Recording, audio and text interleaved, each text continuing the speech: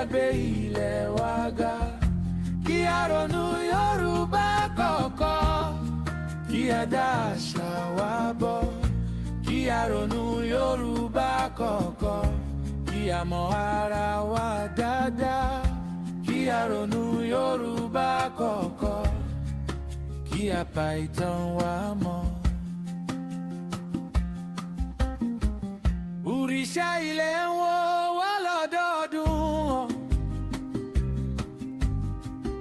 Àwọn bàbá dúró dè wá. Ilẹ̀ tí a jogún kì í ṣe títà.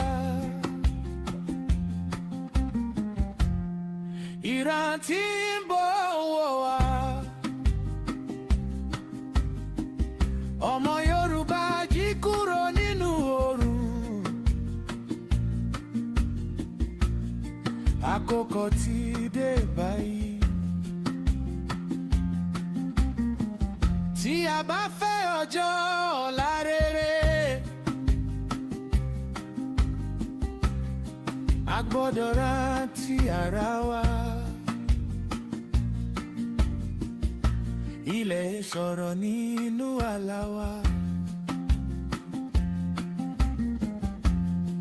Ìran wa ń pè wá padà.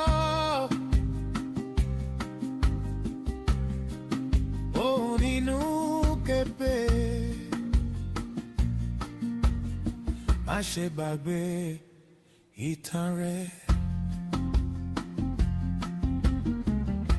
Kí a ronú Yorùbá kọ̀ọ̀kan, kí a gbé ilẹ̀ wa ga. Kí a ronú Yorùbá kọ̀ọ̀kan, kí a dá àṣà wa bọ̀. Kí a ronú Yorùbá kọ̀ọ̀kan, kí a mọ ara wa dáadáa. Kí a ronú Yorùbá kọ̀ọ̀kan, kí a pa ìtàn wa mọ́.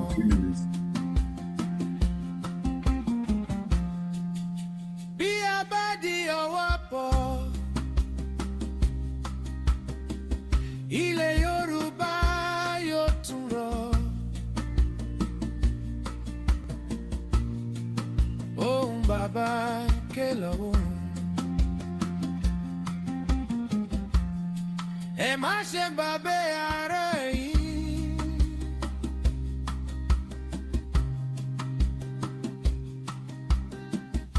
Kí a ronú Yorùbá kọ̀ọ̀kan. Kí a ronú Yorùbá kọ̀ọ̀kan.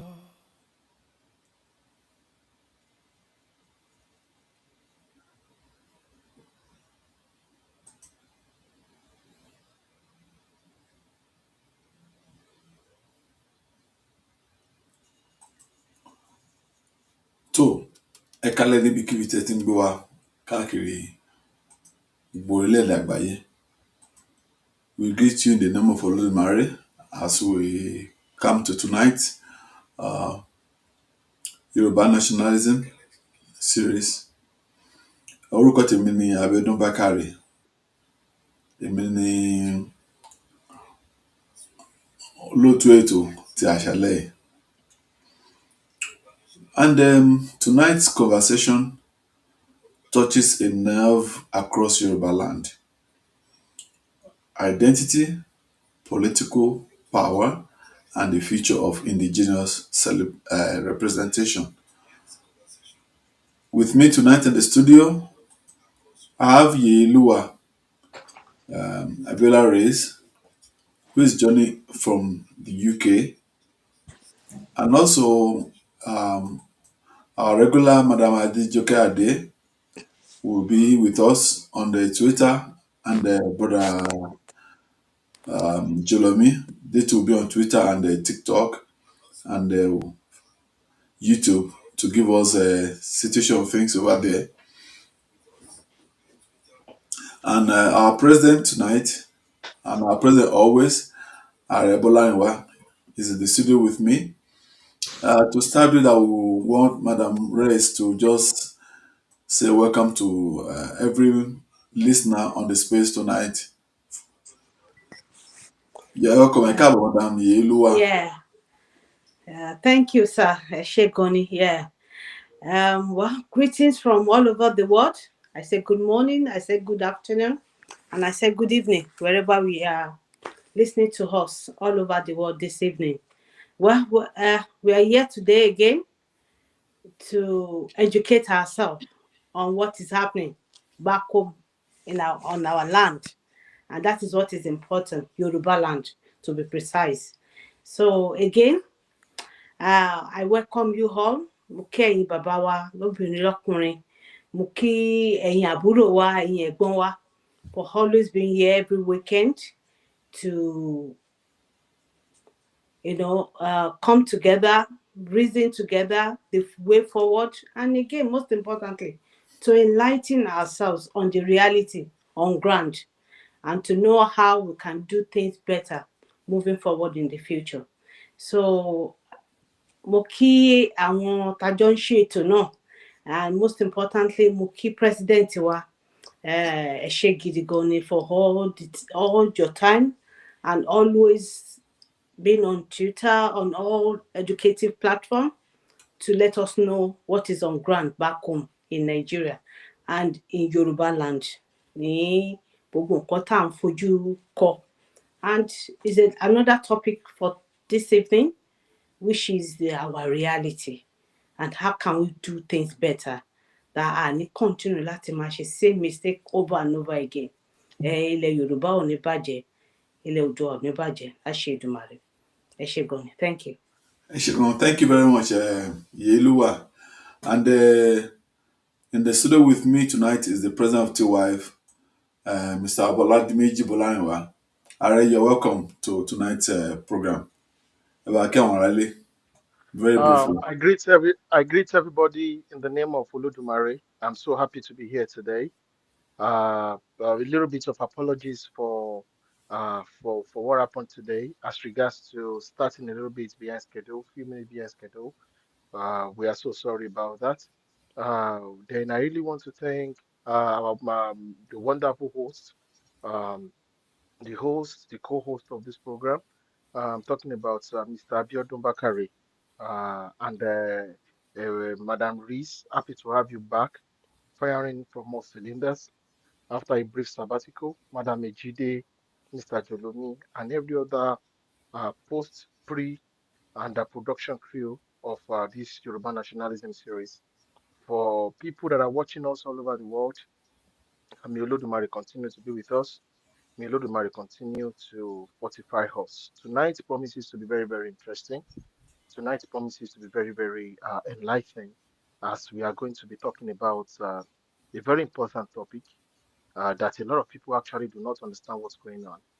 What is going on is the political conquest of Yorubaland using Oshodi-Isolo as a case study because a lot of people don't, a lot of Yoruba people do not know that there are consequences for their political choices. They do not know there are consequences for their political parties. They do not know that there are consequences for their political ideology. They think it's all about coups. They think it's all about getting opportunities. They think it's all about. They think Nigeria is one happy family. They have not seen the how ruthless and how diabolical the politics of Nigeria is. So this is why we have to have this proper conversation. And I'm happy to be here today. Ẹ ṣé púpọ̀. Thank you, Are. Lẹ́ẹ̀kan sí ẹ ṣeun gan. Ẹ ṣé gan ni. Ẹ̀yin ará ilé, as I've said earlier,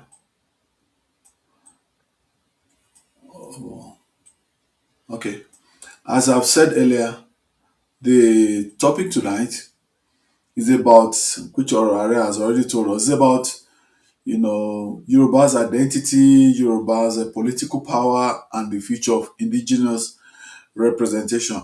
Mo fi tún rọ̀ yín lẹ́ẹ̀kan sí gbẹ̀yìn tá a lórí Twitter àjọ.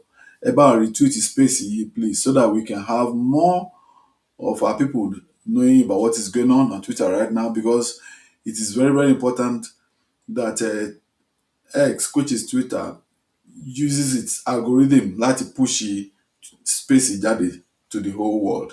Because if we don't do that and retweet the space, algorithm will not catch us, and people who are supposed to be here will not be here. Ẹ ṣeun. Thank you very much. A recent controversy out of Oshodi-Isolo Federal Constituency has reignited an uncomfortable debate. Reports emerged this past week that a federal lawmaker representing a Lagos constituency allegedly sponsored an educational trip to China in which a significant number of beneficiaries were people from his own ethnic background, despite representing a predominantly Yoruba host environment. For many, this was not just about a trip, it became a symbolic of a deeper fear. The Yoruba land is gradually losing control over its political spaces, economic influence, and demographic direction. Across history, political power has never been separated from identity and collective interest. Every region in Nigeria protects what it sees as its own political territory, whether openly or quietly. So the question many Yoruba people are now asking is this: has Yoruba political openness become vulnerability?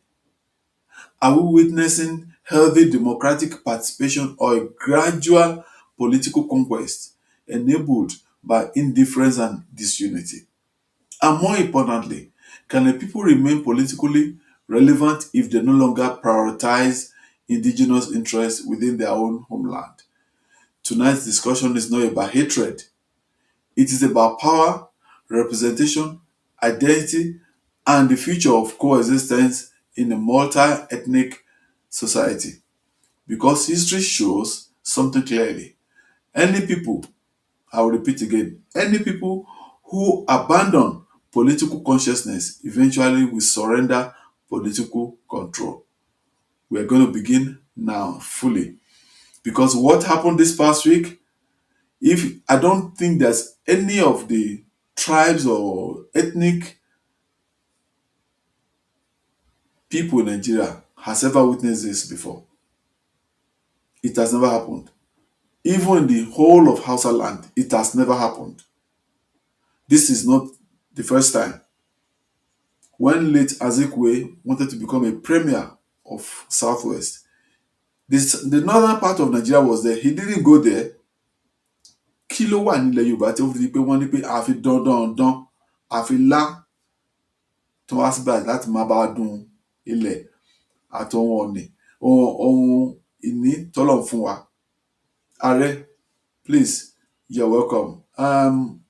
As you come in, we quickly give you a shot, okay?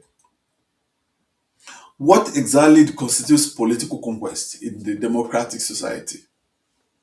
I think let me just take the entire topic Okay, the way I'm supposed to take it yeah, go because ahead. there's a lot of things to unpack and there's a lot of things to actually speak about tonight. Um, Once again, I greet you all in the name of Olodumare. My voice is going to be, it's not going to be over, it's not going to be under, it's going to be made today. So if you say, oh, how is Harry speaking this way? One it's your about deal joy. We have to talk this way so that this matter, these words will be able to go to different places. It's going to go into different powerful places across the world because the Yoruba people are facing an existential threat. And the existential threat is not because there's a gun put to our head, it is because of the failure of 2, 3 generations ago to properly educate the Yoruba people, to properly educate the Yoruba youth of the 80s and 90s about the consequences of political choices within Nigeria. So this is why we got ourselves here. So we have youth that want to actually perish. We have generations that want to that they see nothing wrong to be slaves in their homeland. You know, this is worse than genocide. It's worse than Holocaust. It is worse than liberalism.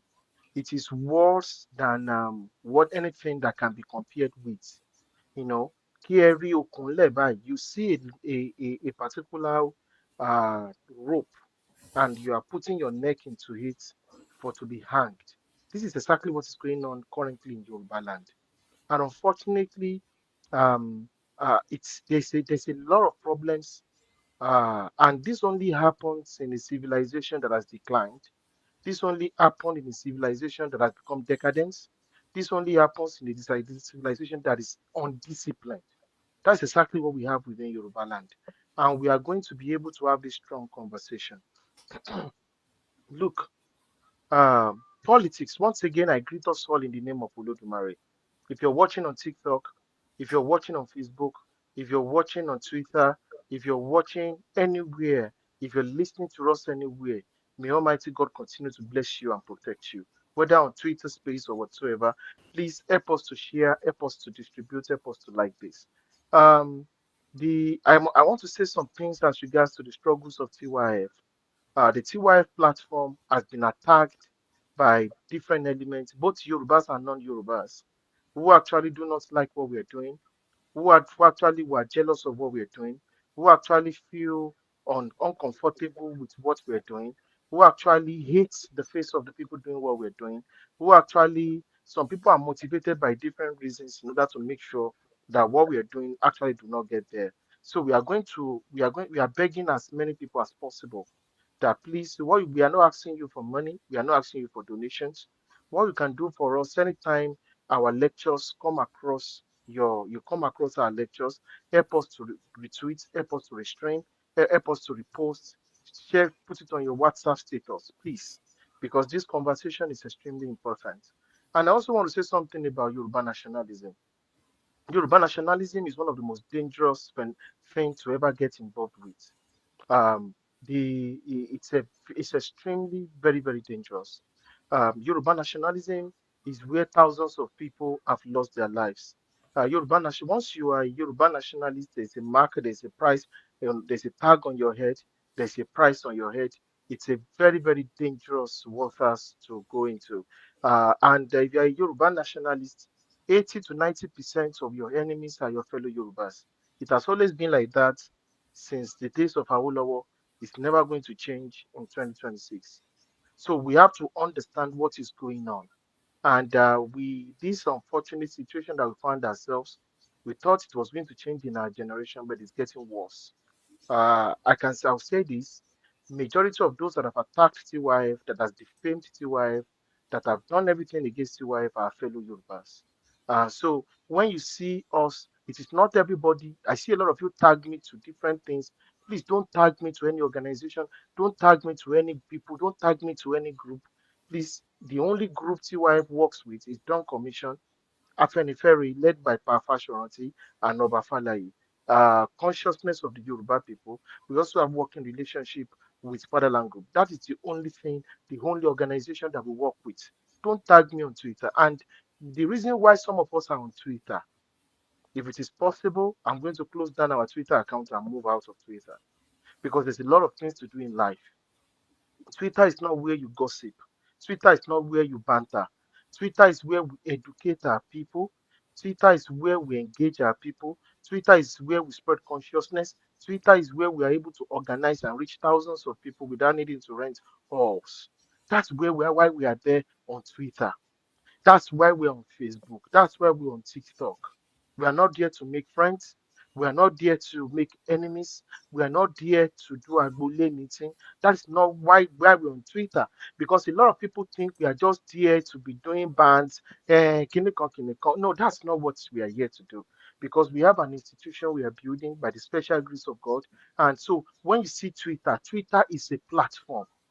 We are an institution. Please, mo fọlọ́run bẹ̀ yín. On many times I had to unfriend you, untag myself to a lot of please don't tag us to this. We are serious-minded people. We beg you in the name of Almighty. And I also want to say this: if anybody has once associated with UIF, because there was a situation of things that happened 2 weeks ago, because we have to use this platform to clear things. The era of we overlooking things and not properly calling it out, it's over because TY is a brand. It is a brand where millions of Yoruba people look up to as something that they see as an institution that is speaking for them and fighting for them. So it will be unfair for people who have once associated or once put on a platform of TYF to now be using saying things that are antithetical to what TYF is preaching. So if anybody says they were former executives of TYF or whatsoever, are saying things that is against TYF. We beg you in the name of God, that is against Yoruba unity and divisiveness. And it is not coming from my mouth, and it's not coming from any official handle of TYF, which is TYF Park. And it's not coming from my back, from my handle. Please, they do not, it is not the official position of TYF. I am saying this, and I need to say this openly. TYF is not anti-Oyo. TYF is not anti-Ife. TYF is not anti-Benin. TYF is not anti-Igala. TYF is not anti-Ilorin. We are not anti-Olu of Wari. We are not anti-Lagos. We are not anti-Egba. We are not anti-Ijebu. We are in support of every Yoruba civilization. We might have our differences left, right, and center, but we will never take any position to demean or be publicly destroying or defaming, because there are different issues between the Oni of Ife, the Alaafin of Oyo, or the Oba of Benin, or the Awujale. And we are now going to go publicly and be tearing ourselves into pieces. That is not the position of TYF. And if there's anybody you see that is currently a member of TYF doing that, let us know so that we can suspend the person permanently. And the person can get out and go and do what they want to do. And if you are a member of TYF, you are using our platform to do that, please, you need to stop it, or you resign, or you leave. It is as very simple as that. Because we have a nation, a civilization to protect. Many people that are listening to me tonight, in the next 60 years, many of you will be no more. The many of us that are here tonight, in the next 60 years, we will be no more. So we don't have time. What is 60 years? That is 10 years in 10 years in 6 times.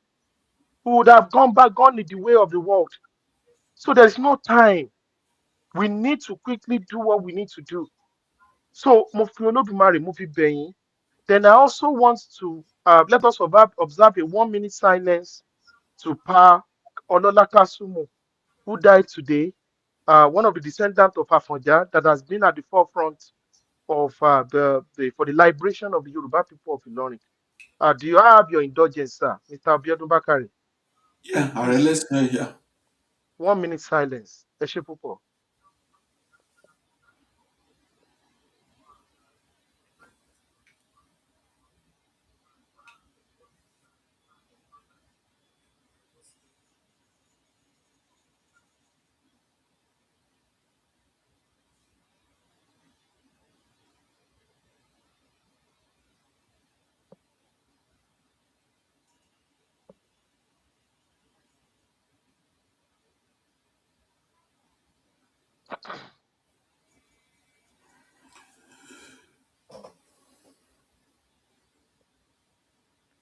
Thank you very much. May the spirit of our soul of Paolola Kasumu, may he rest in peace.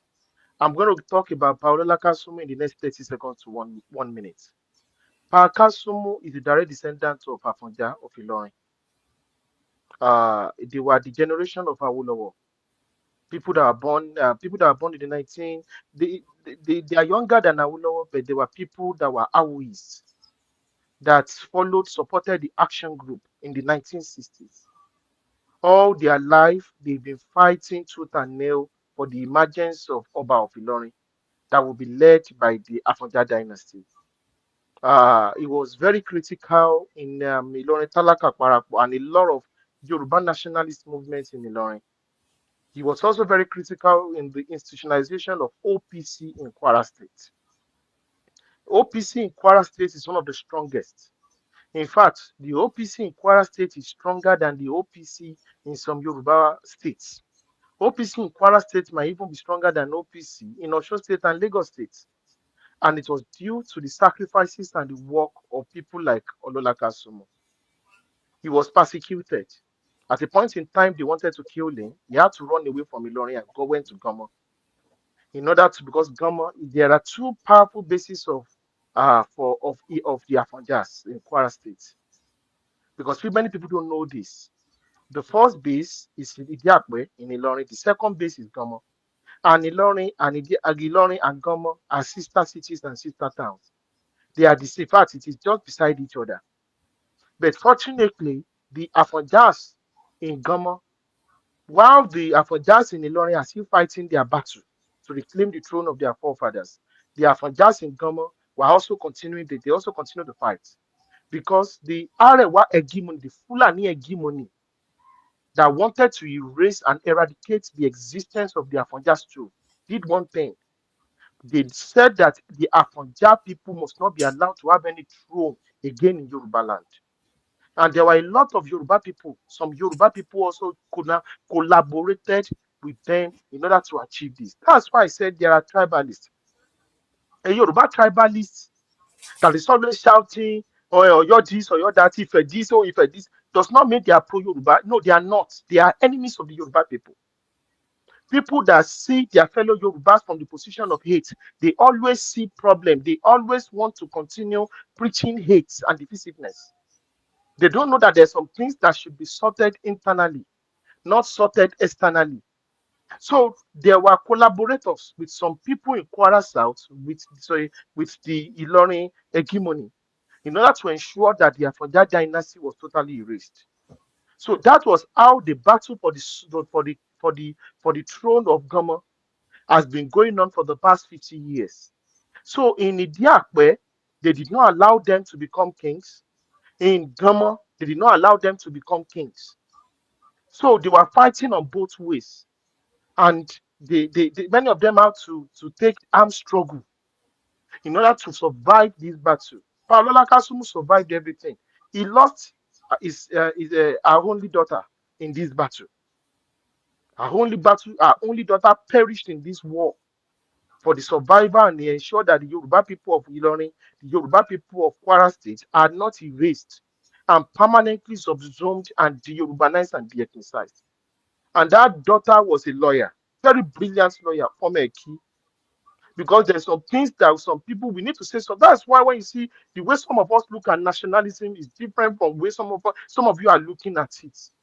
And you will pay, I need to get 1,000 impression, 2 million impression, 10 million impression, 40,000 likes, 50,000 likes. Kema defila, kema look you, kema dawo, kema intent leka kiri niye. But nationalism mi ọ̀pọ̀lọpọ̀ ló ti form a key, ọ̀pọ̀lọpọ̀ ti fọwọ́ fọkọ ẹ̀ key, ọ̀pọ̀lọpọ̀ ti fi ayé ẹ̀ key in this nationalism struggle, which is why we want to ensure CYF at all times, we want to be very disciplined at all times. And that is one of the things we've observed. Most people that do not have our question I joined nationalism 2, 3, 4 years. Not every one of them is qualified to be in nationalism because oftentimes when the battle is getting tough, they make crazy decisions and they destroy everything, and they start saying all sorts of things. Because we've observed that back to back, back to back, back to back. So this is what Paolola Kasumu is all about. Paolola Kasumu lost everything in this struggle. Baba had to go to Gomo. So Gomo now was where they are fighting because some Yoruba people could unite with people in Ilorin to bring in the Alimi in Ilorin to be bringing and saying that they were contending the throne of Gomo. And it's so very, very coincidental that just few weeks after the throne of Gomo was brought back, after 200 years, that it was almost destroyed. It is now that the Baba died. So you can see that these people are not ordinary people. At least ojú ẹ̀ tí ẹ rí ire kí bàbá yẹn tó padà. I spoke with him to the little things that TY could have. We gave Baba little things. Baba was so happy. And Baba was asking, how did we know about him? How did we come? He was one of the founders of OPC. When many Yorubas in Kogi, many Yorubas in Ondo and Ekiti and Oyo, Lagos, tẹ́rù ń bá wọn láti lọ form OPC. Baba was the people that brought thousands of men from Ilorin, from Kwara State to go and create OPC. One of the reasons why there has not been doing they expand the emirate structure in Ilorin, in Kwara State, is because you go to all those Moro, Afon, there is a lot of OPC members there, structures there. I'm saying this one here. so that you can understand that Yoruba nationalism is not yo-yo. Yoruba nationalism is not paparazzi. Yoruba nationalism, it is not about competition. It is a calling. It is what you need to do with your life. We are not here to joke. It is not about ọmọdún mélòó ni, how old ni. It's go age kan náà fi ń tọ́ Yoruba nationalism. Age kan kò ń ṣe ibi tó ti ń ṣe classism, kò ń ṣe ibi tó ti ń ṣe hate, kò ń ṣe ibi tó ti ń sọ pé who are you, kò ń ṣe ibi tó ti ń sọ pé olówó jùlọ, kò ń ṣe pé I'm an American passport holder, I'm a British. Gbogbo yẹn is useless in Yoruba nationalism. It is useless. And I hear a sort of nonsense. Táwọn kan tún sọ ṣe bá abroad náà wà.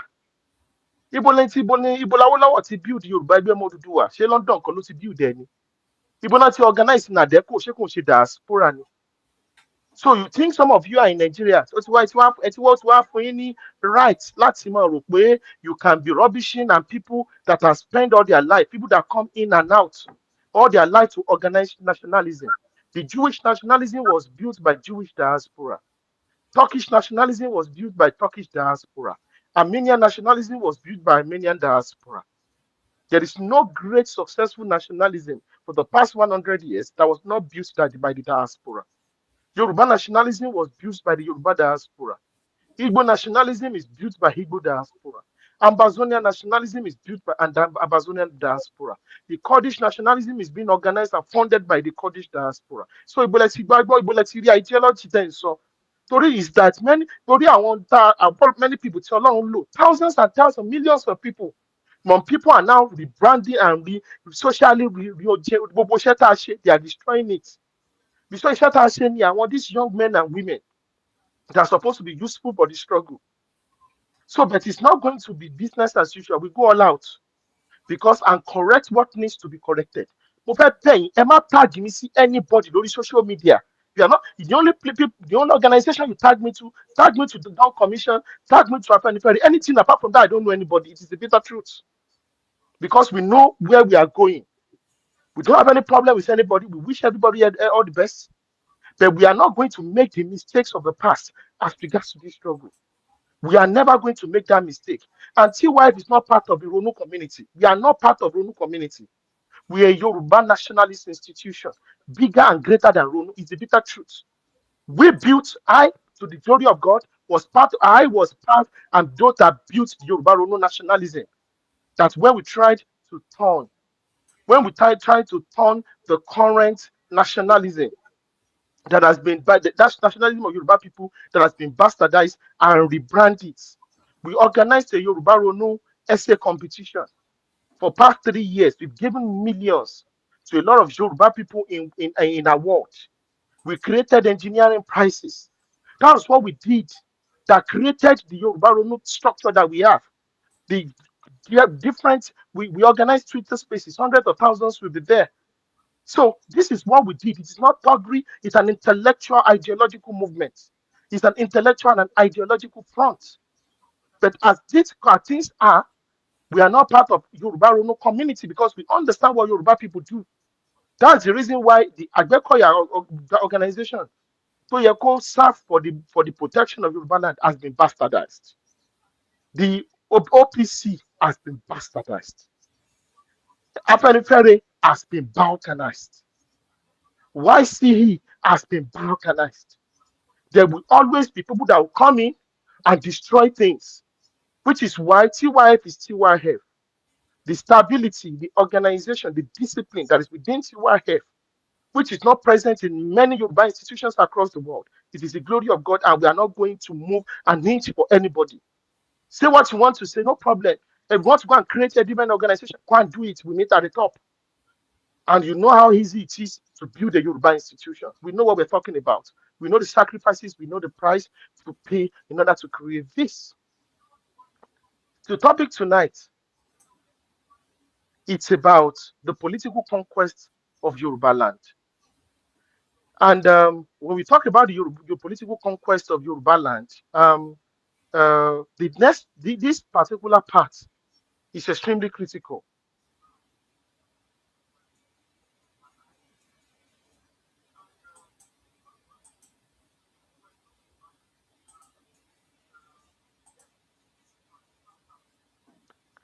Sorry, there was a breaking. So the political conquest of Yorubaland. Now, when we talk about politics, a lot of Yoruba people actually do not understand what politics means.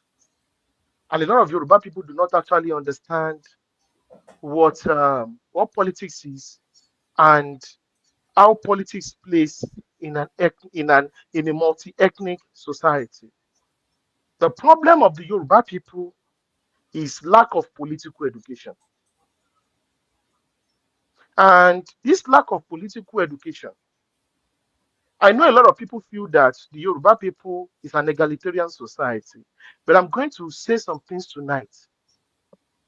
Sharitama Pariwo, the great Yoruba people, it is just a particular class.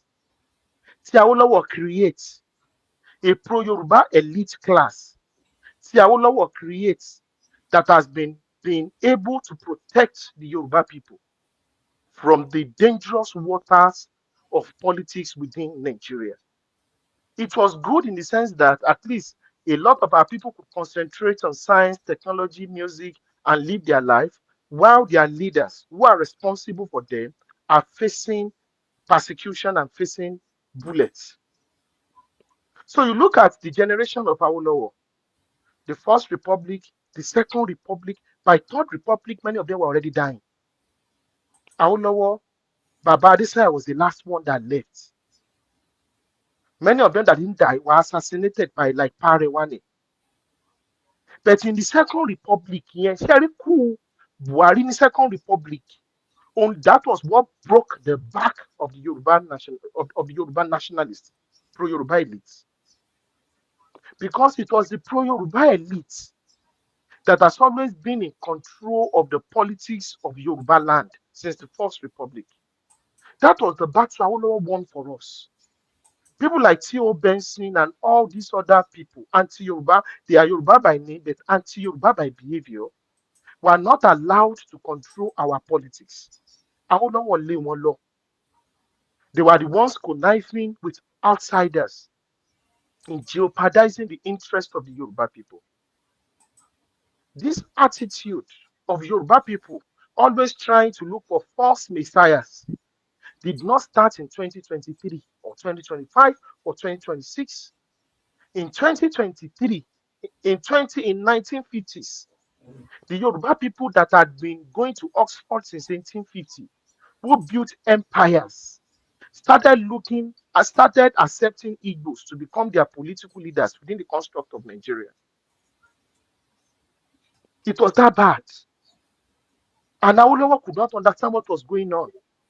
That don't you understand in Nigeria, everybody have their own agenda? Don't our people understand politics? And I'm going to tell you, one of the biggest problems of the Yoruba people is our monarchy problem, our monarchy issues. A lot of people cannot separate the monarchy system of government to the current Republican political system. And the Yoruba people were already undergoing a revolution. The revolution that we had, which was bloody in the 19th century, which led to the creation of the Ibadan Republican Empire, where they created a different type of political system there are two alien political systems in Yoruba land as we speak. I'm going to say this here. There are two alien political systems in Yoruba land as we speak. The political system in Ibadan and the political system in Ilorin. Those are the alien political system we have in Yoruba land. If we really want to be Yoruba true, the political system in Ibadan and the traditional political system in Ilorin needs to be dismantled. But how did we accept the one in Ibadan and just look away from it? And we are shouting the one in Ilorin because only emir system. Both of them are strange. Because the political system in Ibadan is not the typical Oduduwa Ile-Ife-centric political system that built Oyo, that built Benin, that built Igala, where anybody can become a king. You just need to go and become Magaji, and you're going to rise and become the Olubadan of Ibadan, or you have an emirate structure where you have the different balogons, and you have a Fulani spiritual leadership that you have in Ilorin. That is not the typical Yoruba traditional system. And this happened in the 19th century. That's why I said a lot of things happened in the 19th century, which is why you cannot use the strict Ife, the 16 quarters, this, that, and be saying that is the structure for the entire Yoruba land to work in Constituency. Which is why when I said Yoruba land is diverse, there's a lot of diversity, that Yoruba land is the definition of unity in diversity. And what political illiterate are saying no sort of nonsense. They don't understand. And we need to be able to properly explain and educate our people about the importance of these structures, about these political structures, about understanding the psyche of an average Yoruba man. An average Yoruba man who are pro-Yoruba still thinks that Aláàfin of Ọ̀yọ́, or the Ọọ̀ni of Ife, or the Awùjalẹ̀ of Ìjẹ̀bú, or the Aláké of Ẹ̀gbá, àwọn náà ṣì ń san salary civil servants. An average pro-Yoruba nationalist, traditional Yoruba nationalist, believes that the Ọọ̀ni of Ife can command the Lagos state government in their own myopic mindset. A typical traditional Yoruba man believes that the Aláàfin of Ọ̀yọ́ can be controlling and be commanding the Kwara state governor, or be giving commands, or be threatening the Osun state governor. They don't understand that we are now in a Republican life, a Republican dispensation. Àwọn ọba wa ti di symbolism. In fact, don't even compare our obas again. Don't compare them with the Queen of England or King of England. They have no power within the structure of Nigeria again. They only have influence and symbolism. And it all depends on how they are able to use that soft power. Let me tell you the truth. Adeboye tó ń kọ́ tó ní redeem has more power and influence. I'm sorry to say this, that many ọba tó wà nílẹ̀ Yorùbá lọ ṣé ẹ̀ rí wọn tó lọ ń jókòó sí lájú church ní redemption camp ni. Power is not about 1,000 years ago. Power is what is currently on ground. It is called reality. And I need láti pera wa jókòó ká understand what is going on. Igbos understand this, and Yorùbá ẹ̀ understand here. Fúlàní yé ó yé Fúlàní ẹ̀yin pẹ̀ kò yé ẹ̀yin. Kò yé ẹ̀yin. So Yorùbá agbọ́dọ̀ kọ́kọ́ fi gbogbo àwọn ní ọ̀fíìsì Aláàfin of Ọ̀yọ́ yìí nìkan put it to the dustbin when we talk about the politics of Nigeria. Gbogbo àwọn traditional institutions mi ò ní pé mo wúlò ká kọ́kọ́ fi sẹ́gbẹ̀ẹ́ náà ká wá face politics. So when we talk about the politics of Nigeria, Igbo understand torí ẹ̀ ní Igbo fi give a damn. Ìgbà tán ti rí pé ìgbà tí wọ́n fẹ́ máa push ṣé rí àwọn Zulus tí wọ́n yọ kòbókù àti ìbọn sáwọn Igbo ní South Africa, wọ́n mọ tán sọ. Torí Igbo sí àwọn Zulu understand bí àwọn Afrikaners, àwọn Boers tó ṣe systematically decimate wọn, tó dẹ̀ gba ilẹ̀ wọn, tó dẹ̀ subjugate wọn. Wọ́n mọ̀ pé a black person, a white person that can come and enslave them. Wọ́n mọ̀ pé colonialism is not a matter of color.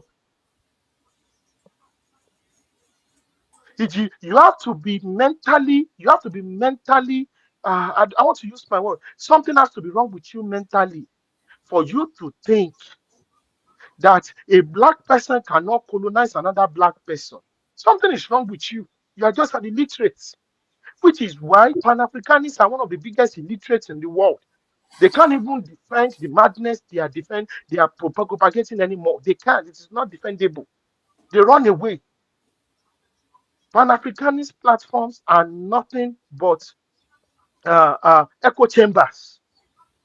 They do not have the mental capacity to defend and propagate what they are trying to preach. A black person can colonize a black person. A black person can enslave another black person. A black group can subjugate and annihilate another black group. And I'm going to give you examples. The Tutsis subjugated and enslaved the Hutus for the past 400, 500 years. In current day Rwanda, the Tutsis were nomadic people that conquered the indigenous Hutus who are farmers. This is not a lie. This is the bitter truth. Àwọn méjèèjì jọ dúdú níbẹ̀ tí wàá mọ̀ pé kán yàtọ̀, ìkan ní pointed nose, ìkan ní flat nose. One is a Bantu, one is Cushitic Afro-Asiatic group nìkan. Àmọ́ gbogbo yẹn. The Fulanis conquered the indigenous Hausa people. They might have some of the same color. And you look at the conquest of the colonization of the Hutus. The colonization of the Hutus by the Tutsis is almost similar to the colonization of the Tutsis of the Hausas by the Fulanis. Let me tell you how.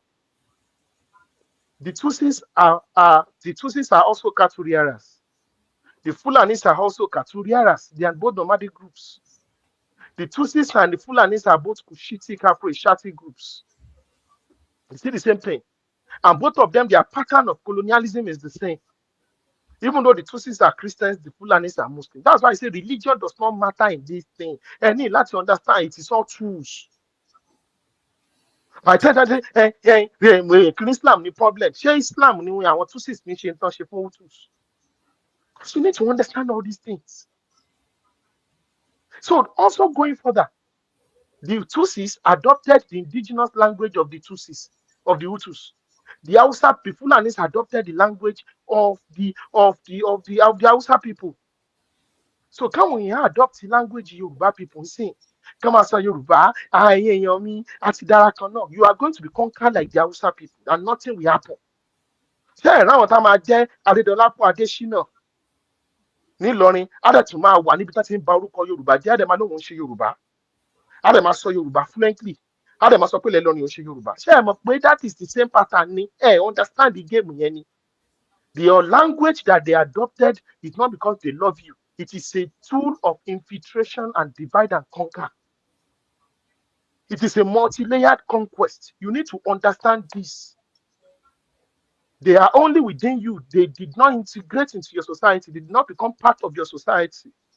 They created a parallel class to conquer you, to dominate you, and to subjugate you. So if you say what the so Motin break it down for me. Now, does Hausa land belong to Hausa people? That's a rhetorical question and a $1 million question. They need to answer. Does Hausa land belong to Hausa people? The answer is no. And I'm going to tell you no. Oh, we are 90% of the population. We are 1 million percent of the population. Because it is the person who controls Hausa land. Who are the governors? Who are the senators? Who are the House of Reps? Who are the councillors? Who are the House of Assembly? Who are the people controlling the politics? It is those who control the politics of Hausa land that owns Hausa land. Political power is more important than economic power. Political power is more important than traditional power. Political power is more important than military power. Political power. When Christians then so our Christians man so seek first the kingdom of God and his righteousness, and every other thing shall be added unto you. Seek first the kingdom. Kingdom ní agbára òṣèlú. Agbára òṣèlú ni wọ́n pè ní kingdom. Orí Igbo pé àwọn need láti conquer ilẹ̀ Yorùbá, so they need to take over the political power. Wọn ò fi bò náà. Ẹ̀yin lẹ kọ́ àwọn ọmọ yín. Ọmọ tẹ́ ẹ̀ bá dẹ̀ kọ́ ní ògbélé tá a kọ́tà. Àwọn ọmọ yín ti ń gbélé tẹ́ ẹ kọ́tà torí ẹ̀ kọ́ wọn. Ẹ wá láwọn ọmọ aláìlẹ́kọ̀ọ́ left, right and center. Wọn ò lẹ́kọ̀ọ́, wọn ò mọjú, wọn ò mọ́ra. Wọn ò lè ronú, wọn ò rálò jinlẹ̀. Wọ́n lọ ń protest, wọ́n support Peter Obi 2023, wọ́n dáwó fún wọn ṣe kínní, wọ́n wá gba ilẹ̀ mọ́ wọn lọ́wọ́, wọ́n balẹ̀ jẹ́, wọ́n á pariwo, Isọlọ, ẹ ti sọnù dànù. Isọlọ báwo? Isọlọ rádaràdà wo lẹ̀ ń sọ kánà? Ìyẹn mo rádaràdà ìkejì ajá ẹ̀. Ìyẹn mo rádaràdà. Isọlọ ṣé bí táwọn bàbá yín bá ṣe báyẹn ṣe ẹ̀ ní ti lose gbogbo ilẹ̀ Yorùbá? Torí ẹ̀ ló fi easy fún yín. Káwọn karambà ní ẹ̀dá kan, àwọn tí orí wọn ti yí. Bí ẹ pé ní ìsìn ọ̀rọ̀ Aláàfin of Ọ̀yọ́ bá sọ́sọ́ ní Ọ̀fífẹ́ ni wọ́n ní lower important sí wọn. When we are talking about how we are going to take over, how we are going to build pan-Yorubanism. If anybody comes around, you see a sort of nonsense, you say nonsense about see wife of me, I'll have your time.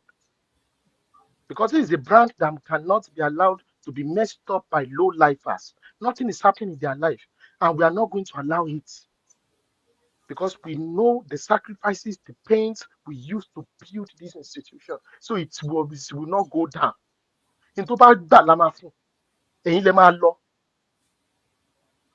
Because if we lose these 20, 30 years, Igbo will conquer Yorubaland. I'm telling you the truth.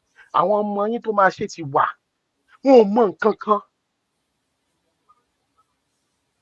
Wọn ò mọ anything nípa how important political power and political protection of Yorubaland is. Wọn ò dẹ̀ lẹ́kọ̀ọ́. And they have zero loyalty even to themselves. It is only to their stomach and themselves. They are very individualistic. In Thomas Nje, Bisa Onamo. One they were very, very overambitious. Very, very overambitious. Wọ́n ti máa gbéra wọn sẹ́gbẹ̀ẹ́ everybody ni wọn ò mọ báwọn ò ní tẹríba. Torí ẹ̀ ní ẹ̀tọ́ ìpinnu yàrá kan room and parlour ló ń gbé. Lọ́jọ́ta a máa bá wọn bú money point ambassador money point CEO tó yẹ pé billionaire ni. Ìwọ tó tí mọ ibi tí tó yẹ pé àwọn gàrí ló ń gbà. Lọ́dọ̀ màmá Ikechi lóṣòdì kó tó jẹun ó ń bá wọn bú billionaire lórí social media. Ó wàá mọ tó lè ṣẹlẹ̀ lọ́jọ́ iwájú wọn á kàn lọ wo social media ẹni ó ti sọ̀sọ́kúsọ door closed. Ó wà mọ́ sunkún kiri pé kò sẹ́ni tó rántí ẹ kò ìyà ń jẹ ebi ń pa ẹ́ ebi á pa ẹ́ o. Ó mọ̀ pé ilé ayé yìí mo ti sọ́rí mo sọ̀rọ̀ yẹn àwọn aláìní kan ṣe tí ọ̀rọ̀ yé wọ́n bẹ̀rẹ̀ sí ní sọ̀sọ́kúsọ hierarchy láyé yìí. Ilé ayé yìí ò dọ́gba kò dẹ̀ lè dọ́gba títí láíláì kò lè dọ́gba. So kó tó lè dókè ẹni tí ò ṣe bí ẹlẹ́dẹ̀ lọ́nà Ìjẹ̀bú kò lè ṣe bí Adégbòrò lọ́jà àbá. O gbọ́dọ̀ nulẹ̀ láwọn ibì kan kó lè bá dí òkè kó lè bá báwọn ọmọ aládé jẹun. Ó rẹ́ra ẹ sílẹ̀ éèjì kọ́ ẹni tó máa gbé ẹga olè jọmọ 60, 70 years kó lè jẹ́ pé ọmọ 20, 30 ló máa gbé ẹ sókè. Ilé ayé ṣe rí nìyẹn. Fúlàní understand ẹ̀. Igbo understand ẹ̀. Lórí láwọn á sọ pé ọmọ Igbo máa tó ní 30 billion tó jẹ́ 30 years tó jẹ́ billionaire ó superior sí àwọn bàbá wọn ní. Ó lè look very rude but it's the bitter truth. Nǹkan ti change ẹ ní láti understand pé ẹ gbọ́dọ̀ ní tẹríba in how you engage power in how you engage people. So lórí ọ̀rọ̀ politics Fúlàní ló ní ilẹ̀ Hausa land. Fúlàní ló ní. Torí ẹni tẹ́ bá wo two states tí àwọn Kanuri ń control ní Nàìjíríà Yobe àti Borno state Kanuri ló ń jẹ governor bẹ́ẹ̀. Kanuri ló ń control Yobe state. Kanuri ló ń control Borno state. Bẹ́ẹ̀ gbogbo bí tí Sokoto Caliphate conquer Fúlàní ló ń jẹ kẹ́ wọn ò wà so daft kán lọ ṣe mistake pé ẹ jẹ́ kí let us be very calm torí for the sake of Islamic brotherhood àwọn Hausa náà ṣáà join wa àwọn náà join wa tá a fi rí jihad yẹn ṣe ẹ jẹ́ ká wà very magnanimous ẹ jẹ́ káwọn Hausa náà káwọn náà máa jẹ emir kò rí báyẹn o. Wọ́n di ibẹ̀ yẹn mú ni. They are controlling the politics, they are controlling the money. Wọ́n ní pé wọ́n fẹ́ lọ gba ẹ fẹ́ contest fún APC governor. Ìlú náà ta ticket 100 million. Ṣé tí ò tí jẹun àtàná ṣó lè lọ gbà? Nígbà tí gbogbo àwọn billionaires not they are Fulanis. Gbogbo àwọn billionaire money back. Ṣé mo kọ́ àwọn businessmen yẹn ló fund the politics ló máa fund àwọn politicians ni? Ẹ mọ̀. So ìwọ tó bá já Hausa tó fẹ́ di governor, ibo ló ti fẹ́ lọ wo ticket? Ibo ló ti fẹ́ lọ tó fẹ́ fi contest? So kàn rò pé tó bá lọ fọ́ báàkì gan ò lè rí owó tán contest so they are permanently locked down. In tó lè happen ní bí a máa rí kù ṣe bloody coup nínú military òun náà lè fi take over power ń bẹ̀ yẹn wọ́n á dẹ̀ pa ṣégeṣége síra wọn. It's going to be a bloody war. So you look at the same thing táwọn Igbo ń ṣe So Igbo understand the gbogbo eléyìí tá a ṣe ń kọ́ ẹ̀yin Yorùbá tẹ́ ẹ understand. The Igbos need to conquer Nigeria for them to become a powerful stakeholder within Nigeria. It is a must. It is not a matter of if. You can't tell them not to pursue conquest. Now, let me give you examples of dictators and conquerors that have used democracy to rise in power. Because many of you, democracy, in Topolo and average Yoruba man, but democracy by in town liberals, that's the Yoruba. The next thing what demo many of you deny democracy, democracy, born again. It's more democracy, born again. It's more democracy, only the house of God, like one only thing. When they hear democracy, into man was more something spiritual, something angelic, only democracy. Could there be? Èèyàn ló ṣe democracy kò ń ṣe Ọlọ́run. Kò sí democracy ní heaven tẹ́ ń sọ yẹn gan. Ṣé wọ́n practice democracy in paradise tẹ́ ń lọ? Ẹ mú àmú Bible wo náà ti ṣe democracy? Ní Holy Quran wo náà ti sọ democracy? Ibo democracy ti wà? Ibo ló ti wà? Ẹ fi hàn mí. One man, one vote. Kí ló ń jẹ́ bẹ́ẹ̀? Ẹ fi hàn mí. Democracy is not biblical. Democracy is not Quranic. It is nothing but a product of Western philosophy. Even though we had a form of democracy also in the Oyo Empire, Oyo Messi, there was also, how did he evolve? It was from Greek, different democracy, Tiwa, truncated. There was also a form of democracy. That was democracy. It is pure democracy. Imperial elections, one of the only Roman Empire, in the days of the emperors.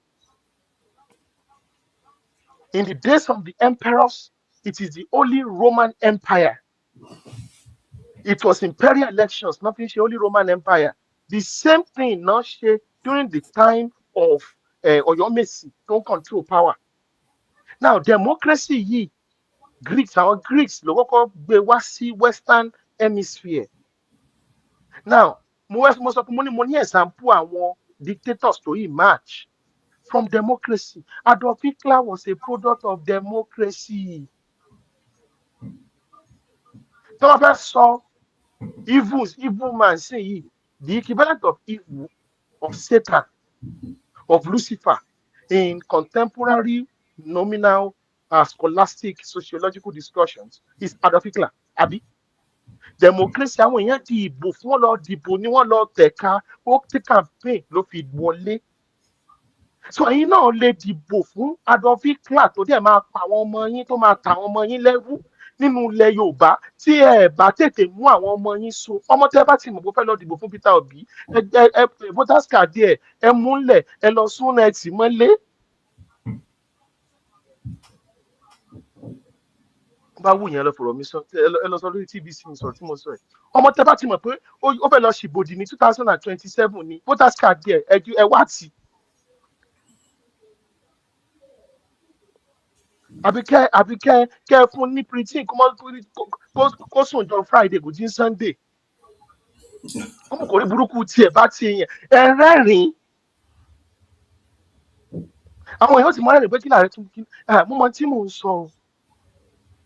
So that yóò kórìí rẹ̀ tó pé ó ti náà ọ̀pọ̀lọpọ̀ dádì àti mọ́mí àṣewọ́n right. Àwọn ọmọ tá àtìmọ́lé l'Óṣòdì-Isolo àwọn ọmọ náà kó wa sí wàhálà ìsìn. Káwọn òbí wọn bá ti ti. Àwọn náà ti dàrú ọ̀nà sí. Wọ́n ti dàrú ọ̀nà sí. Wọ́n ti dàrú ọ̀nà sí àwọn ọmọ tá àtìmọ́lé l'Óṣòdì-Isolo. Mo rántí ní 2021, 2022 wọ́n ní ààrẹ ti máa ń ṣépè jù. Èpè la ààrẹ máa ń ṣépè tó. Torí mo rántí ń gbà yẹn mo máa ti bẹ̀rẹ̀ lecture ìwọ tó bá fẹ́ lọ borí tàbí báyìí ní orí fún ọ wọ́n lè pè ní mò ń ṣé mi ò já náà. Ẹ já náà. Àwọn kan tiẹ̀ ti kúrò nínú àwọn kan àwọn òṣè ààrẹ ìpè ló máa ń bá àwọn youth ṣe èpè yóò tún wọn ní òjẹ́ kó gbèpè yóò tún eléyìí kó gbèpè Tani ìbágbé pé. Ní youth ńlẹ̀ Yorùbá, loot la ní, loot. We have loot. Loots. Those are the kind of people we have in Yoruba land. Àwọn ọmọ tí a kọ́, táwọn òbí gan ò kọ́, àwọn náà da ìgboro rú. Àwọn akọ́ládẹ̀ kọ yín, a máa yọ kóńdó sí yín ni àti belt. Níta máa yọ sí yín nìyẹn. Bẹ́ẹ̀ni. Ọmọ tí wọn ò bá kán nulẹ̀ wọn á kán ta. So we are not going to be very, very saying, ṣé bí Yorùbá náà lèmi náà, òun ṣe Yorùbá, òun ṣe. You are not more Yorùbá than me, I'm Yorùbá than you. Tóra kó ti létà ni ẹ́, ọmọ burúkú ni ẹ́, tí ò gbẹ́kọ̀ọ́, tí ò lẹ́kọ̀ọ́. Ààrẹ supposed to be, mi ò ń ṣe tí ò wà mọ́ pamper yín. Èmi ò ń ṣe dáàdì yín, mi ò ń ṣe mọ́mì yín, mi ò dẹ́ ṣe boyfriend àti girlfriend yín, mi ò ń ṣe ìyàwó yín, mi ò ń ṣe ọkọ yín. Àwọn tá pamper yín lọ lé táwọn máa pamper yín. Ìwọ tó bá ti sọ pé o rò ó fẹ́ máa dìbò fún àjòjì ilẹ̀ Yorùbá, ọ̀tá Yorùbá ni ẹ́, Ọlọ́run á dẹ̀ wáṣẹ́ fún ẹni. Òun ní dí, ń tá mú ẹ tó òfin ní jáde wá dìbò, Ọlọ́run ní jí, á ṣẹlẹ̀ sí ẹ. Àṣẹ. Ìwọ tó mọ̀ pàjọ́ ìjọba wọn dìbò fúnlẹ̀ Yorùbá, òun ní jáde dìbò, ó ṣẹ̀ ní láti jọ́ dìbò, ó lọ́mọ gbá bọ́ọ̀lù orí fíìdì ni. Àṣẹ. Because ọ̀rọ̀ yìí ti dé ojú, ẹ̀. That we need to have proper conversation. There's another dictator in history. They call it Benito Mussolini. Benito Mussolini in Italy, who joined Adolf Hitler in this fascism that killed over 100 million people, was also voted in politics. Wọ́n dìbò fún ni. In fact, Benito Mussolini had a group kan wọ́n pè ní the youth of Italy. Bí àwọn obedient yẹn ni, ẹni tó bá ti criticize ẹ̀ báyìí wọ́n ló máa lù wọ́n pa ni. So that you can understand wípé táwọn obedient ń ṣe tí wọ́n bà orúkọ àwọn èèyàn jẹ́, it is a very, very draconian and authoritarian system ideology. The obedient movement is an Adolf Hitler movement. Mo pariwo títí many of you share in tí mo sọ ni, it is nothing but Igbo domination and takeover of Yorubaland. Mo dúpẹ́ lọ́wọ́ Ọlọ́run that God essentially made us succeed.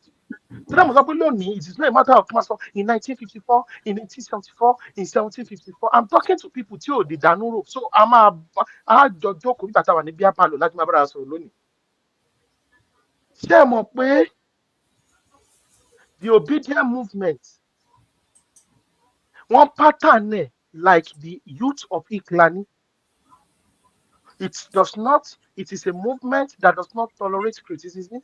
It is a movement that does not tolerate criticism. It does not tolerate correction. It does not tolerate anything. It is their way or no way. That is the way, the structure, that is the ideology of the obedient movement. And let me tell you something.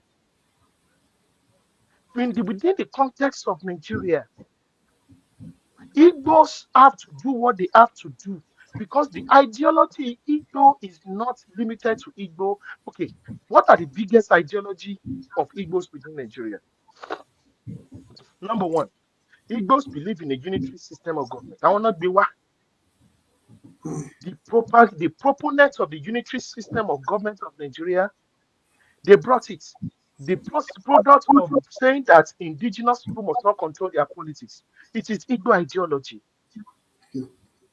They were the ones, Fulani has been practicing it by the way they took over the Hausa state and the Nope city states.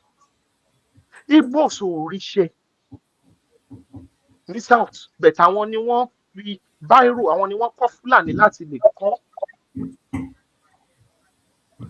Another ideology of the Igbos is to bring the Republican setting.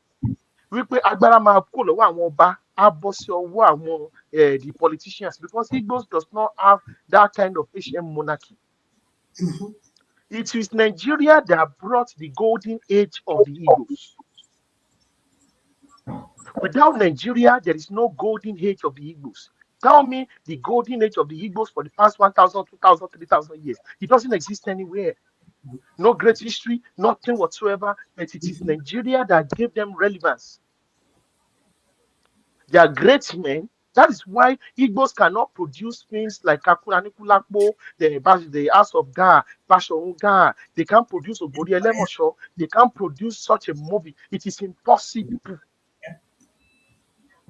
There's nothing except they want to invent it, and it doesn't work. That is why you see what they invent is always talking about a rich prince, a spoiled prince looking down on some slaves. That is how they think. They have this delusion of grandiosity. Mm. That is the ideology they have. And this is not hatred. Bí life tí wọ́n ṣe rí nìyẹn bẹ́ẹ̀ kán má kọ orí burúkú tí wọ́n yẹn kán má kó wá tiwa. And it is because we need to be able, there needs to be boundary.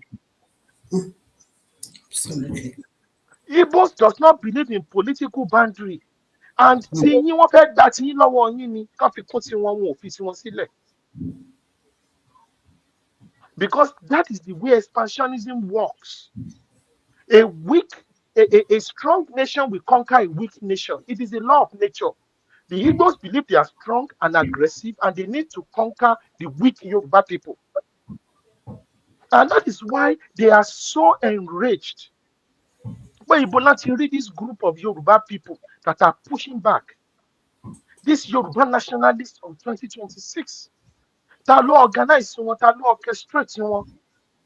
They are even waiting for us to self-destruct. One of our Yoruba kan láàrin wa, we want to destroy TYF. They know. They know some Yoruba people will try to rubbish TYF.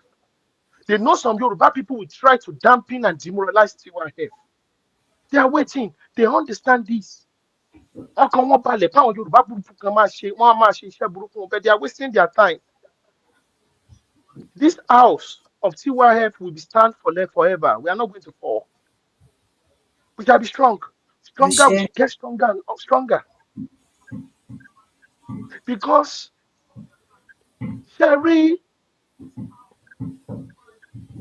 bí mo ṣe sọ, Oshodi-Isolo federal constituency does not belong to the Awori anymore. It belongs to the Igbos. Torí tí ẹ bá ṣe pé nítorí ẹ ní tó ní skọ́ lórí, báwo ló ṣe máa believe pé an Igbo man will represent your interest in Yoruba land? In a country like Nigeria,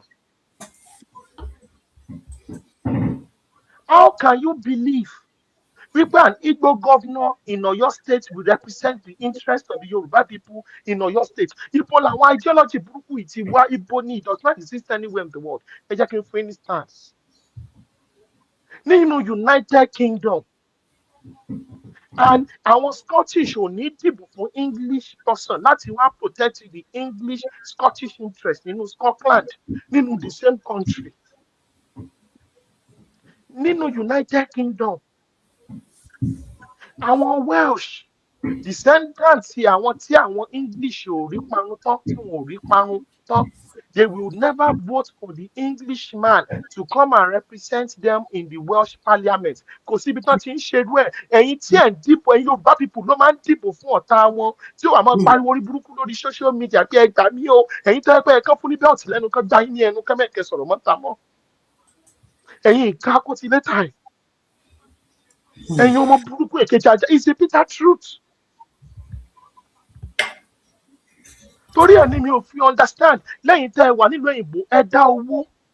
Ẹ̀yin lẹ fund $10, $20, $30, $50. Ẹ fi fund obedient movement to come and conquer. You funded Igbo candidate to conquer your homeland. Ìgbà tí wọ́n bẹ̀rẹ̀ sí ní fún yín tán bú bàbá yín tán bú ìyá yín ní 2023, 2024. Ẹ wá náà create a different parallel organization 2025. Ẹ wá sọ pé kì í ṣe TYF nìkan lẹ́ẹ̀kan máa ṣẹlẹ̀ fún wa. And bẹ́ẹ̀ fi ó yẹ kí TYF ó yẹ ká jùmọ̀, who are you? Táfà máa sọ̀rọ̀ papọ̀ nípo ẹgbẹ́ pípo. Ṣé mo ṣe ń ṣe nǹkan nìyẹn? Ní understanding of nationalism, ní discipline of nationalism, understanding nationalism. Nígbà tí ẹ mọ̀ pé àwọn èèyàn yín náà, ẹ mọ̀ pé Yorùbá people, àwọn tí wọn ò, I'm sorry, kò sí àròjinlẹ̀. They are a bunch of indisciplined people. Wọ́n máa fojú fò náà ni wọ́n á tún mú yín mọ́ra. And people don't know that a leopard does not change his skin. People don't change. People don't change, oh. People that committed treachery. Now come to my tooth lẹ́ẹ̀kejì. It will be done again. It will be done again, again, and again, and again. Nínú Nàìjíríà, ibo lẹ ti rí tí àwọn ìgalà,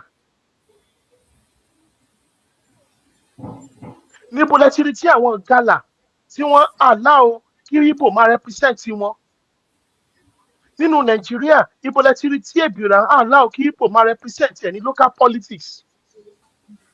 Àwọn neighbor àwọn Igbo, àwọn ìjọ, ibo lẹ ti rí tí ìjọ allow kí Igbo máa represent ẹ̀ ní local politics. Ibo lẹ ti rí tí Efik, Anang, Ibibio allow kí Igbo máa represent ẹ̀ ní local politics. Ibo lẹ ti rí tí Fúlàní gbé agbára lé Igbo lọ́wọ́ kó máa represent ẹ̀ ní local politics. Nígbà tí ọ̀yàwó rí. Níbo lẹ ti rí tí Kanuri allow kí Igbo máa represent ẹ̀ ní local politics. Ṣé Igbo máa jẹ́ kí Fúlàní ó represent ẹ̀ kó máa represent Onitsha federal constituency? Ṣé Igbo máa allow kí Fúlàní máa represent ẹ̀ ní Ebonyi Esa constituency? The only people tó ń wùwà àpá, tó ń wùwà ìkà sí ara wọn are the Yoruba people. Ẹ̀yin ni ẹ̀ ń ṣílẹ̀kùn fún olè kí olè wọlé. Nítorí ẹ̀ lábàtò Ògúndé fi kọ́ Yorùbá ronú fún gbogbo yín. Still náà ẹ jáwọ́ nínú ìwà ìkà sí ara yín.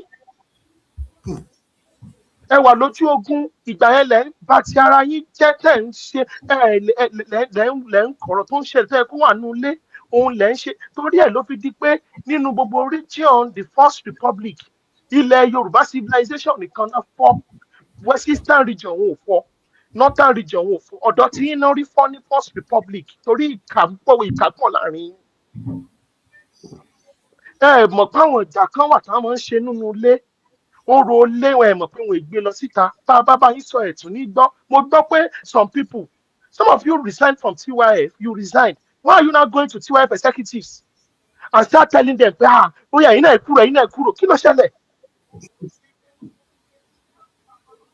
Anybody bá wá bá yín? Many of these people, I don't even know them. I've not even spoken to them in years.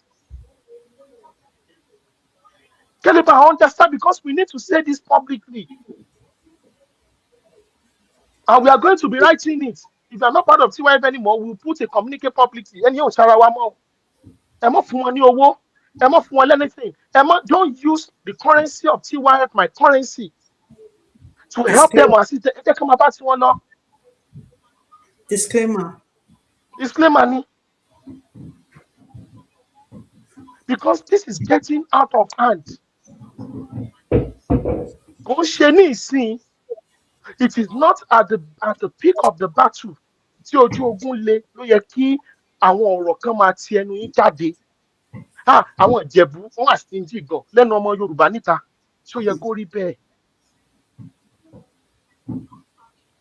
bẹ́ẹ̀? Many of us gan tá a sọ̀rọ̀ pẹ̀lú ìbínú pé ẹ̀yin Àwórì kílé tẹ̀ ń ta ilẹ̀ fún àwọn àjòjì. Ṣé ẹ mọ̀ pé wọ́n bá ti ń jẹ́? I'm happy the Àwórì people are also rising to the occasion.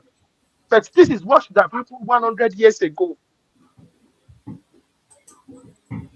Ará àta ò lè protect interest yín nínú Nàìjíríà. This is now ibi tí mo ti wá fẹ́ fi àdàgbà ètò. Because I can't finish this lecture today, I'm going to finish next week. Sherry, the Igbos politically are not a friend of the Yoruba race within Nigeria. Kò sí tí ò ní kò sí ẹni tí ò ní ṣàmìyẹ kò sẹ́ni tí ò ní ṣàmìyẹ yín kò sẹ́ni tí ò ní friendship tí ò ní Igbo friends. Many of us need German friends, and Pakistani friends, and Indian friends, and Fulani friends. Bó ṣe rí nìyẹn, it is just friendship. Èèyàn sí èèyàn, we can be friends. Ṣùgbọ́n pé friendship yẹn èní ẹ fi wá máa ta ilẹ̀ Yorùbá fún yàn pọ̀ fún àwọn àjòjì, then something is mentally wrong with you.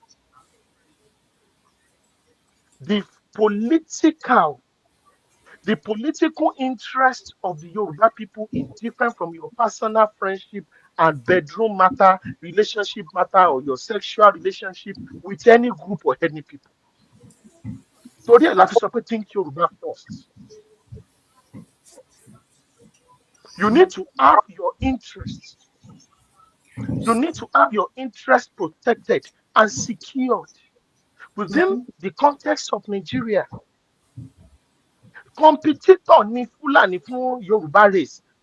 Direct competitor only Igbo fún Yoruba people. So ó wrong kó máa fún Igbo ní political power nílẹ̀ Yorùbá. It is a dangerous antecedent and precedent. Oh, dangerous. It is a self-suicide. It is destruction. Orí Igbo pé ó yé wọn now. Torí ẹ̀ ni any major person tẹ́ ẹ bá defend, tẹ́ ẹ bá vote for nílẹ̀ Yorùbá, Igbo vote against it. Igbo voted against Awolowo in First Republic. Igbo voted against Awolowo in Second Republic. Igbo voted overwhelmingly majority against MKO in the Third Republic. Efafala Ekale, Edibo fún ní Southwest. Igbo ló support Ọbásanjọ́ tí òun win ní Southwest. Abiola, Ọba Tinubu, kalẹ̀ 2023. Igbo voted overwhelmingly against him. So Igbo Yoruba political tete Igbo ló ti wà, Igbo láti jọ, Igbo nípàdé asínwín àtèèyàn. And there is nothing wrong Isọlọ with the police. There's nothing wrong níbi tí Igbo politics and Igbo Yoruba politics is different. It's nothing wrong because our ideology is different. In Igbo fẹ́nu Nigeria yàtọ̀ sí ti Igbo fẹ́nu Yorubaland ní Nigeria. Let me give you this instance. Tẹ́ bá rí an average Igbo man, kí ló fẹ́? Àwọn fẹ́ seaport. Ṣé lè káyé seaport tó wà nílẹ̀ Yorùbá ni? A lè fi tọrọ gan lóríṣiríṣi báwo lẹ ṣe fẹ́ sí Ọlọ́run Olódùmarè bùkún wa náà. Ó plenty. Igbo needs more land. Yoruba land. Odidi state kan, only Oyo state is as big as the entire Southeast. Báwo lẹ ṣe fẹ́ sí? So we are not on the same level.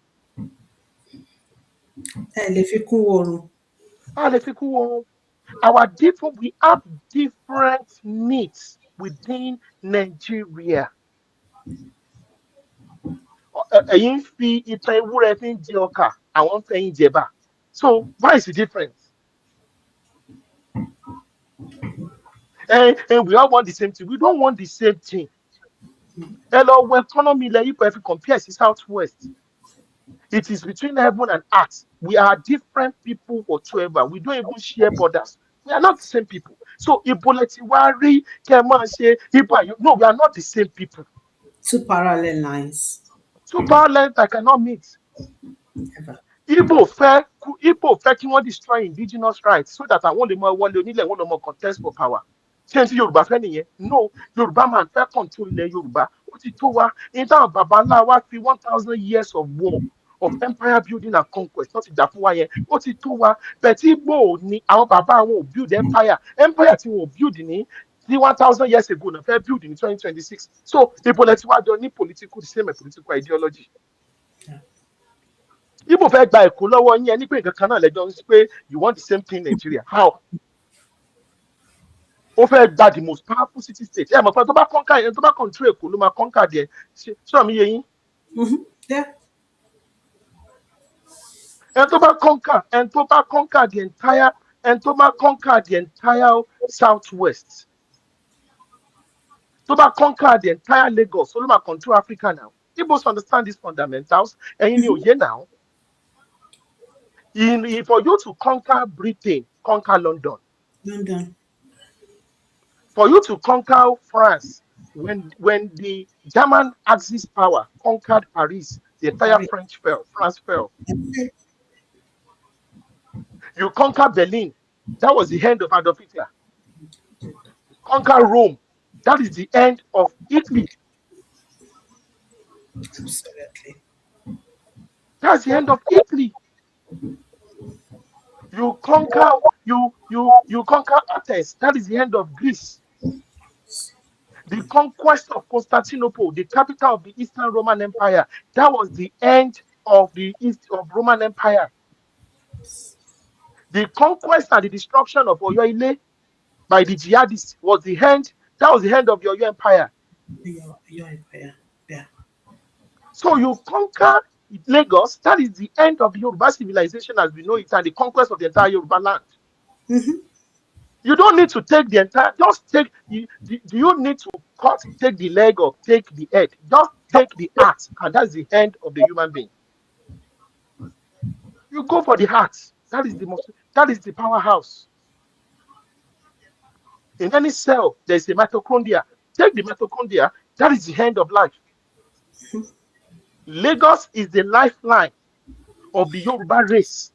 From now to the next 300, 400 years, Igbo's taking it from you, taking it from you. It is a declaration of war on the existence of Yoruba race, on the entire Yoruba race.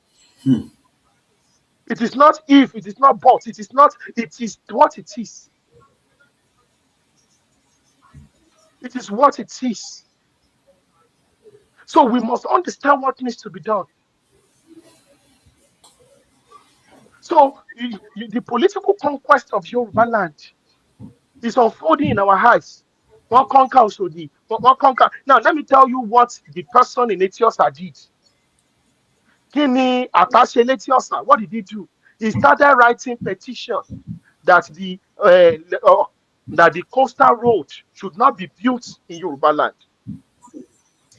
Entered Dibofun, started working, using his political clout to work against the political development and emancipation of the Yoruba people. Dìbò fún kò tí ì tó 1 year ó ti lọ bẹ̀rẹ̀ sílẹ̀ pé kò gbọdọ̀ sí coastal road. Ṣé tó ẹgbẹ́ coastal road yẹn gba abẹ́ Benue State kọjá ṣé ó máa ṣe tó ṣe yẹn? Kò ní ṣe bẹ̀tí wọ́n mọ̀ pé ẹ̀yin Yorùbá gọ̀ wọ́n mọ̀ pé àwọn akọ̀tìlẹ́tà àwọn èèyàn burúkú àwọn èèyàn burúkú ẹni. I'm trying to choose my words carefully. Wọ́n mọ̀ pé àwọn ìkà pọ̀ nínú rẹ̀ Yorùbá.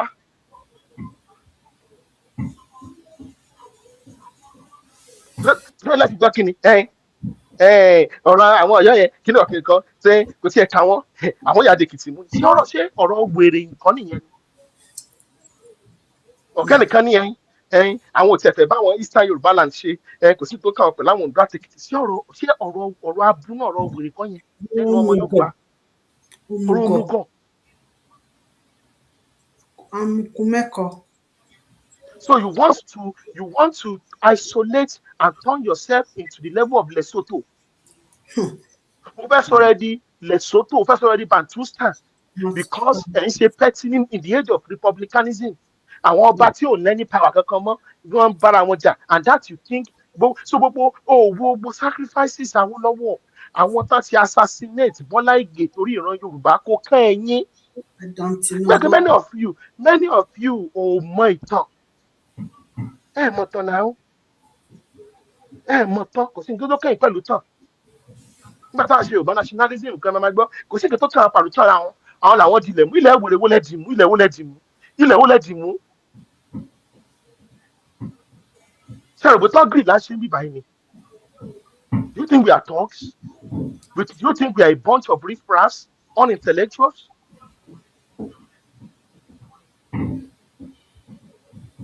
Nítorí ọ̀pọ̀lọpọ̀ Yorùbá dẹ̀ dá sílẹ̀ ó nìyẹn ẹ lọ́mọ empower àwọn tó yẹ kẹ́ empower. So tá a bá ń sọ̀rọ̀ ẹgbẹ́ wọn ká yẹn so everything ti wá di yam pepper scatter.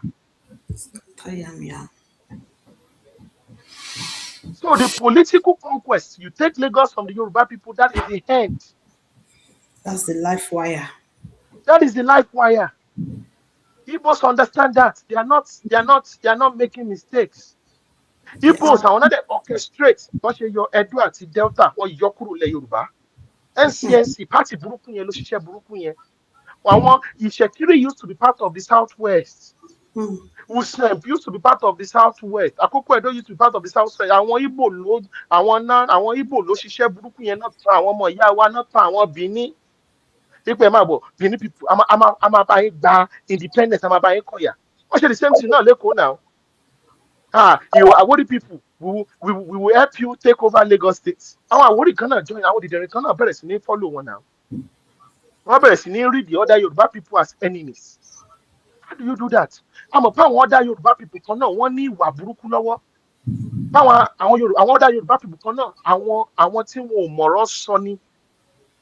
Ṣé bá a gbọ́ tí the current governor of Lagos State tó sọ there's nothing like Àwórì kìíní tí ẹ kó sọ yẹn lẹ́nu.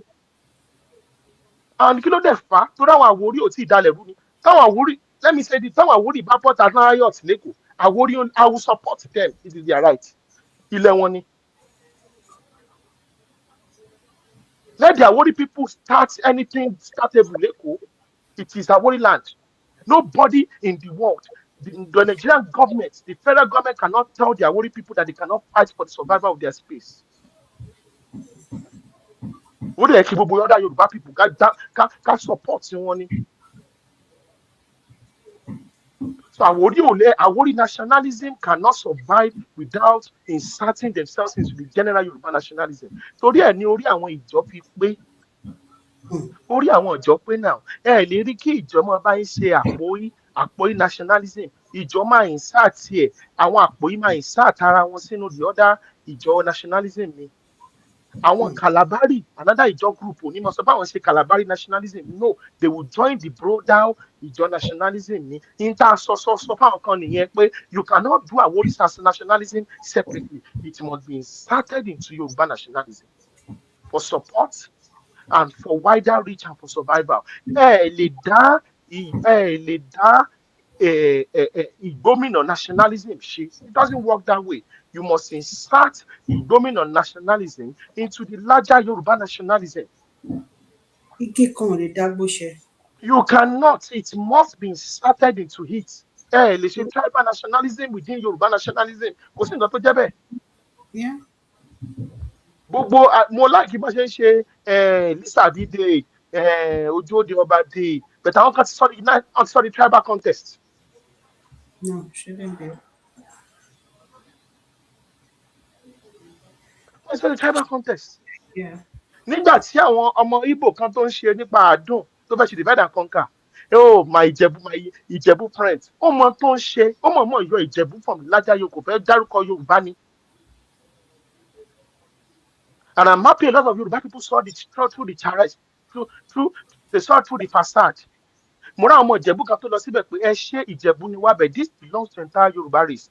Wọ́n fi Ìjẹ̀bú wọ́n ṣe divide and conquer. Divide and conquer.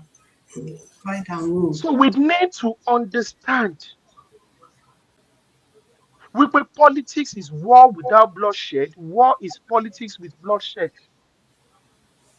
So ọmọ Igbo bọ́ síbẹ̀ ó di federal ó di honourable tí ò lè di nílùú ẹ̀.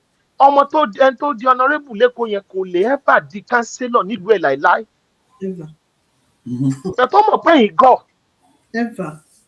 Ó mọ̀ náà, ó mọ̀ pé tí ìbò Yorùbá tẹ́ ẹ jẹ́ majority ń bẹ̀, ẹ máa dìbò against ara yín ni. But àwọn dẹ̀ organize ara wọn, àwọn Igbo nìkan ló organize ara into an ethnic bloc across Yoruba land for political reasons. Hausas are not doing it, Kanuris are not doing it, Benis are not doing it, Edos are not doing it, Ijos are not doing it, Igal are not doing it. It is only one ethnicity that is organizing itself into a political bloc across Yoruba land. And we think there is no problem, there is a problem. Big one. Hausa has been in Yoruba land for the past 500 years. They are not, Nupe has been in Yoruba land for the past 500 years. Fulani gan ò díẹ̀, wọn ò ní audacity yẹn to be organizing themselves into a political bloc. To be challenging the political survival of the Yoruba people in Yoruba land. And we think it's a joke. It is not a joke. Why do you think there is nationalism all over Europe? Because Muslim immigrants are organizing themselves into a political bloc in order to take over the politics of European countries. That's what is causing problem in Europe. Don't cover our black people in Europe as the Western world. How do you leave Afghanistan? You seek asylum in Germany. You gave your asylum. The next thing is now you are now forming political party to implement Sharia in Germany. It's a mental issue. The same thing what we have in Lagos, we have across Yoruba land. What an effrontery. So Yoruba, what we are currently having, the Yoruba people, we must continue to propagate and engage the current political system. Now we are now paying attention The attention we pay to politics in Yoruba land has not happened for the past 60 years. Kò ṣẹlẹ̀ rí now. The Yeah. past 60 years, we are not paying attention. We're not paying attention. Olódùmarè á dẹ̀ ràn wá lọ́wọ́. That we continue next week, Sure. where I will now continue to use examples of the reason why you must control your politics. Politics is the most important thing. Politics control education, politics control economics, politics control military, politics control culture, politics control identity. Without politics, you will lose everything. That's what the Igbos are doing and trying to take over. Oshodi-Isolo is just a case study. There are so many Oshodi-Isolo across Yorubaland. Igbo political nationalism in Yorubaland must be crushed. Must be crushed totally. I'm saying it openly. No apologies. No if, no middle. Go and do your nationalism in Igbo land. We don't give a damn about you. This is Yorubaland. This is what we have. Ẹnìkan béèrè ìbéèrè kan, ìbéèrè tí ń ṣe ìbéèrè kan, ìbéèrè bíi mẹ́ta ìwọ̀n ni. Mo gbọ́ ìní ọ̀nìkan lè dáhùn. Wọ́n béèrè the first question ni, can someone genuinely represent a host community while primarily empowering their ethnic base? Ìyẹn ní. Kò possible. Ó náà mo ti sọ. Okay, ẹ máa gbọ́. Ó ní, how did Lagos evolve into this unique political environment? Ó tún wá ní, did the collapse of regional consciousness after the First Republic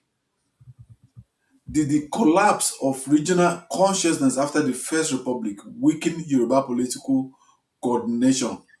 What would Awolowo's political philosophy likely say about indigenous political protection today? Okay, let me tell you what is going on. Okay, to answer question here, there's the question that I always ask. Shasha Rainbow. Okay, ẹ jẹ́ kí n sáré down question yìí. Oníkẹ́ni sùúrù náà, oníkẹ́ni sùúrù, ìbéèrè mẹ́rin ní ìwọ̀n. Oníkẹ́ni sùúrù, madam Àjọkẹ́ ṣe gbọ́. Okay. Okay, Ààrẹ. Okay, what is currently happening is what we call wealth transfer. Okay. Me first, so shall we Igbos the perfect in nomadism? Igbos they want to turn Yoruba land into a satellite estate, like a vassal. The wealth of Yoruba land will be used to develop Igbo land. The structure and law, one call is a Jewish method. The interest, the geopolitics of America, the political agenda of America has been controlled by Jewish Americans. Because the Jewish America have been able to organize and take over through intense lobbying and organization to take over the politics of America. So the politics of America is not mainly the interest of the white European settlers in America anymore. It is the interest of Israel. That is what the Igbos plan for the Yoruba race. So they believe that the interest of Igbo land, the Igbo race, and the Igbo people must be the interest of Yoruba land. At the expense of Yoruba land. At the expense of Yoruba people. They don't care. It's a parasitic system. Yeah. So when they take over power, any available means they get into commissioner position, anything they get in Yoruba land, the next thing they do is to take the resources of Yoruba land and use it to empower and develop the interest of the Igbos. The same thing Betty Anyanwu did in Ondo State. Yeah. He was using, in fact, our boss nothing free education in Ondo. Betty Anyanwu repainted it and took it to Igbo land and donated it to empower Igbo people.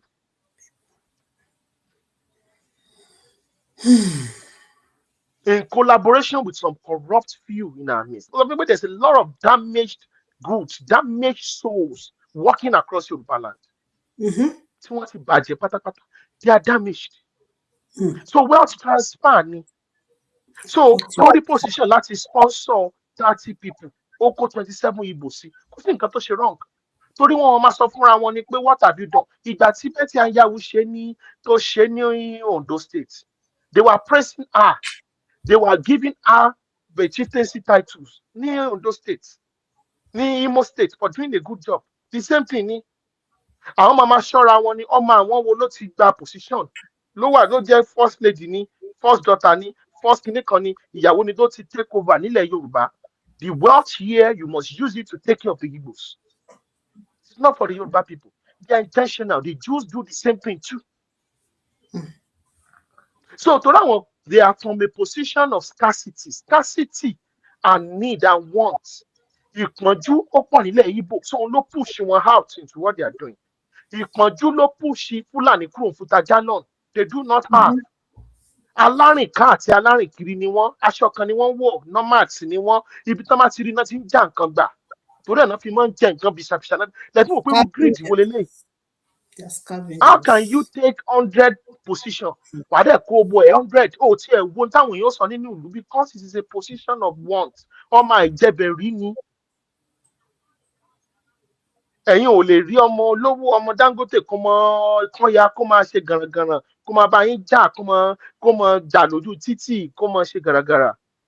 Ẹ máa rò pé what's going on here? Ẹ̀yin gan ò lè ṣe wẹ́n tẹ̀ wá lórí stage. Kẹ wá dé kó kẹ máa bá driver jà. Ẹ̀yà tó wà fún mi change 100 naira á para wa ni. Ẹ lè ṣerú ẹ̀ náà, 100 naira. I can't do that. But then tell pé you can take a pig out of a pig's A pig is also a pig. So gbogbo tó nìyẹn ó nílò láti kò lè change ẹ. You Yoruba people, you are comfortable. Even though federal power has been with the Igbos and the Fulanis for more than 60 years in Nigeria. Yoruba share ní federal power in 2015. Gbogbo tá a ní a tún fi federal fi our state and indigenous power la tún fi build it. Igbo tí wọ́n mọ̀ kàn ọ́ bọ̀ pàǹ tó fẹ́ gbà. So you have to understand that Yoruba people need to be a little bit aggressive and greedy when it comes to protecting their home. Àwọn òwà dá nǹkan kan nílẹ̀ Igbo. Ṣùgbọ́n ẹ lè wá gba nǹkan tá a nídìí bíbá ẹ. Nígbà tá a bá yó tán, tá a yó tó kékeré tó bá tún kù yẹn gan á tún fi pamọ́ fáwọn ọmọ wa ni. We are not going to give you. We don't give a damn about what you are talking about because Nigeria is not a country, it's a country of nations. So wealth transfer náà ṣe o. So when they take position, when they take political power, what comes next is how do they transfer that position, the power, the lagis, the conquest, and use it to develop Igboland? Ìgbà tí wọ́n fẹ́ ṣe coastal road, do you know the major issues? What the Igbo said, why they don't want coastal road? They said instead of building coastal road, they said there's supposed to be a direct railway from Onitsha to Lagos. You know why? Because railway, they are not stupid. That is their ideology and mindset. Because railways, roads are the foundation of empire building. They want to be able to live in Onitsha and be able to work in Lagos. They want to integrate. They want to control the economy of Lagos and vassalize it to be an extension. They want to be able to take containers from Lagos and put it to Onitsha to Lagos. They want to control things. So they believe it should not. So because the coastal road has really taken them away from this diabolical ideology, when they hear Yoruba land, they do not see a separate land. They see an extension of Igbo land. That is why they change Yoruba history. They steal Yoruba culture. They appropriate Yoruba history. They rubbish Yoruba people. They spew hate. They do not even see. They feel unhinged when they push hate and discrimination against Yoruba people because they see a people that they feel are beneath them. It is coming from a deep. What the mindset of the Igbos to Yoruba, the average Igbo nationalist to Yoruba people is worse than tribalism. It's form of racism. It's the Igbo and the Igbo nationalists are the one that control the politics the perception of Igbo population.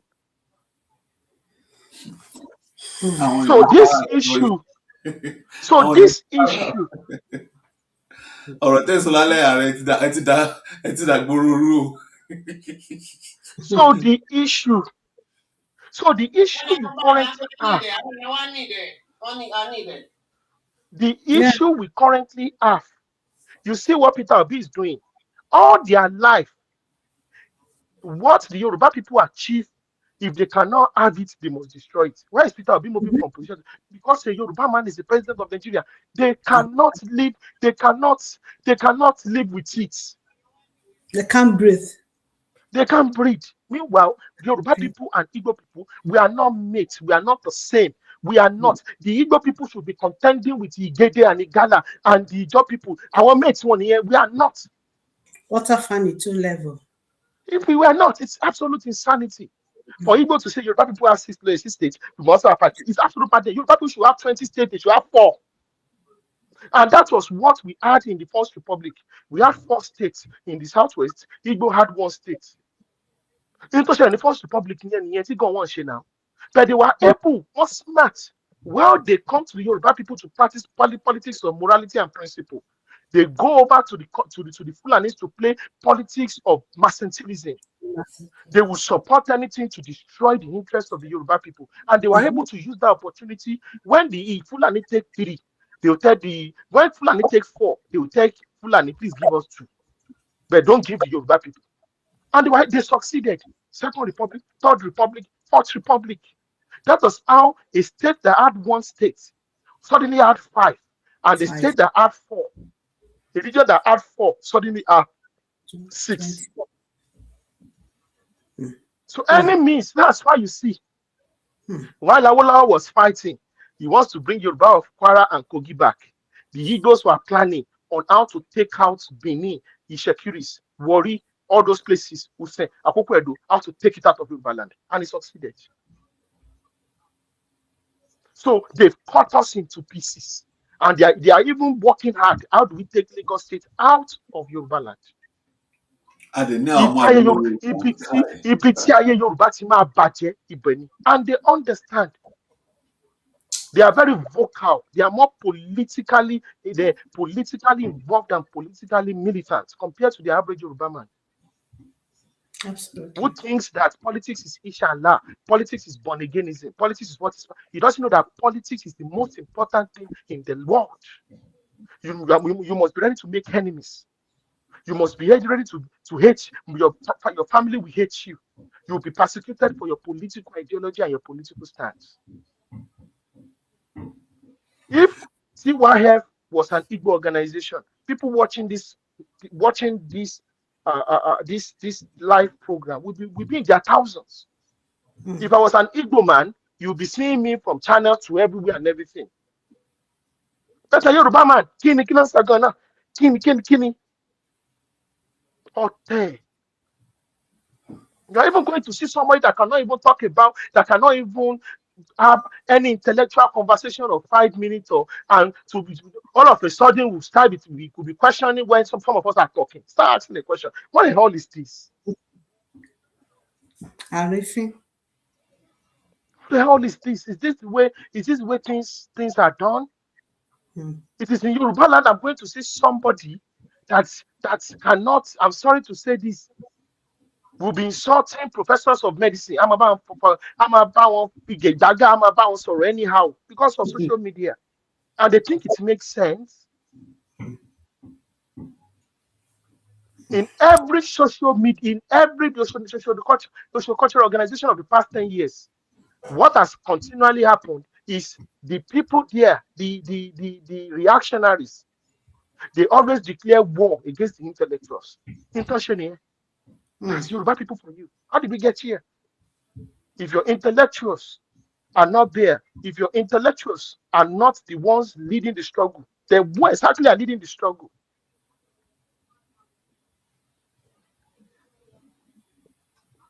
The same people are jáde. Oh, Afẹ́nifẹ́re tí ẹ ti kú báyìí. OPC àti ẹ̀mọ́ tó ń ṣẹlẹ̀ sí. Ṣé ẹ̀ ń kọ́lé lọ́wọ́ sí ni?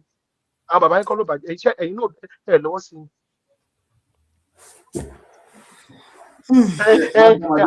àwọn láìkì tí ẹ máa gbọ́ àwọn láìkì tí tiwa ẹ̀fún ṣe bẹ́ẹ̀ tiwa ààrẹ bó ṣe máa ń support Peter Obi so kébì again bó ṣe máa ń support Tinubu so kébì máa bá yín bá ti Tinubu jẹ́. so tí màá support Tinubu tá ní kí n support Kwakwanso ṣe é ṣe èrè kí n support Peter Obi. And kí ẹ ní sùúrù kí n ta nínú brain power Tinubu has first class in accounting. Peter Obi has first class in philosophy. Academically, ẹ wo Banabra ṣe rí, ẹ wo Beko ṣe rí, ta ló yẹ kí n gbé, ta ló yẹ kí n support. Ta ló ń sọ nípa nationalism, ta ló ń sọ̀rọ̀ nípa state police, ta ló ń sọ̀rọ̀ nípa federalism, ta ló yẹ kí n defend. Ṣó make any sense? Ṣé fún Kwakwanso tó yẹ pé ìsìn Fulani supremacist? Táwọn Hausa nationalists náà call out ó ní kí n lọ support. Torí mo ní alẹ́ nìkan ní it was a Yoruba it was a TYF platform. Ẹni yẹn ojoojúmọ́ la máa ṣègbè fún Tinubu kí ló ṣẹlẹ̀ tẹ́ bá dìbò fún Tinubu tàbí fẹ́ support ẹni tá a kan sọ ni pé àkànfẹ́ ẹ̀dọ̀ bàbá alẹ́ máa ṣorí burúkú yín tàbí don't want you in our platform out ìdí àfẹ́wé because what's going on. Meanwhile, kò ń ṣe pé gangan build any political structure, build any socio-cultural organization, need any political, build any successful business gangan tó Tinubu ọ̀tẹ̀ ìkànnì kàn rò pé kẹ́ ẹ máa bá ti Yorùbá ẹgbẹ́ yín jẹ́ that is what gives you happiness and joy. Some Yoruba people are sadists ni wọ́n. Ibi tí wọ́n máa ti ń praise Yorùbá ẹgbẹ́ wọn inú wọn máa ń bàjẹ́ ń bẹ̀ ni inú wọn dùn. Afemi, they cannot nothing gives them, they cannot they cannot successfully kí wọ́n bẹ́ẹ̀ ni wọ́n lè bọ́ nílé yọ. Ẹ má yà sọ gbọ́ rẹ̀ tán rẹ̀ a máa continue next week. Madam Ajoke ìbéèrè yín ní kíákíá ká lè tètè fi àdàgbà ètò rọ̀ síbì kan ní àṣálẹ́ yìí. Ẹ ṣe ààrẹ in fact it was really alẹ́ yìí ó tough I need it nílẹ̀ Yorùbá thank you so much ààrẹ ẹ ṣe gbogbo ìgbà ọmọ Yorùbá wọ́n ti gbọ́ ìgbà míì ó ṣe dandan ká bára wa sọ kò bá kùn gbé ọ̀rọ̀ torí onígbàgbé ni wa a máa tètè ń gbàgbé nǹkan. So bóyá eléyìí tàbá tún ti sọ̀rọ̀ tó ṣẹlẹ̀ yìí ìtanijí extra ni so àmúwọ 2027 so orí àwọn èèyàn wa wọ́n á tún pé àwọn tó ti gbàgbé gan bóyá wọ́n á tún jí. So ààrẹ question mi ni pé mo dẹ̀ máa ń bèrè question ní gbogbo ìgbà are we going to survive it? Tá máa survive ẹ̀ ṣá. A máa survive tí ẹ bá jẹ́ kí institutions like TYF ó parun. That's just the only way. But tẹ́ bá ti jẹ́ kí institutions ẹ kí n fún instance nsìn. I've seen many people. Mo ní ẹnìkan dẹ̀ bẹ̀rẹ̀ sí ní ba orúkọ Ààrẹ Gani Adams jẹ́. So ìgbà tó ń ba orúkọ Ààrẹ Gani Adams jẹ́. This is how we Ààrẹ Gani Adams àmọ́ ní kí ló dé tó ń ba orúkọ Gani Adams jẹ́ kí ló ṣe fún ẹ. O fẹ́ ṣe example rádaràda o fẹ́ compare Nnamdi Kanu IPOB why don't you look Gani Adams does this make sense? Please you can't do this. Ẹnìkan tó dẹ̀ wà ní tiwa ẹ̀ ní Ààrẹ is fighting with people. Mo ti ẹ̀rùn dúró pé bóyá nítorí ẹ̀ pé kan ni mo bá sọ̀rọ̀ in order to properly mo fọkàn farabalẹ̀ pé what's going on. Nígbà tó bá bá ti Ààrẹ Gani Adams jẹ́ nobody is perfect láyé o. Tí wọ́n bẹ̀rẹ̀ sí ní compare Ààrẹ Gani Adams pẹ̀lú Nnamdi Kanu ṣé ẹ mọ̀ pé wọ́n ti bẹ̀rẹ̀ sí ní downgrade ẹ̀ nìyẹn. Ṣé ẹ mọ̀ pé quote on quote wọ́n ti ń sọ di terrorist nìyẹn. Wọ́n ti bẹ̀rẹ̀ sí ní ba institution Ààrẹ Ọ̀nà Kakanfò OPC gbogbo tó ní kẹ́ nìyẹn. Now tírú àwa bá dákẹ́ tí a lọ sọ pé no you cannot do that. Níjọ́ tí mo sọ pé ní o gbọ́dọ̀ dánwò jẹ́ ẹni ò ti sọmọ́. Ló ti sá ń bẹ̀. Ní gbogbo àwọn tó máa bá ẹ̀rí pé wọ́n ṣe ń borúkọ Ààrẹ Gani Adams jẹ́ ti reduce. They stop it. Àwọn tó ń borúkọ Ààrẹ Gani Adams jẹ́ àwọn ọmọ Yorùbá nation lẹ́kùn bẹ́ẹ̀ lọ́yà àwọn tó ń ṣe yẹn ń sìn Yorùbá nation movement. Tí wọ́n compare pẹ̀lú Sunday Igboho ṣàwọn pé they are reactionaries, they are not thinkers. Many of them are not thinkers.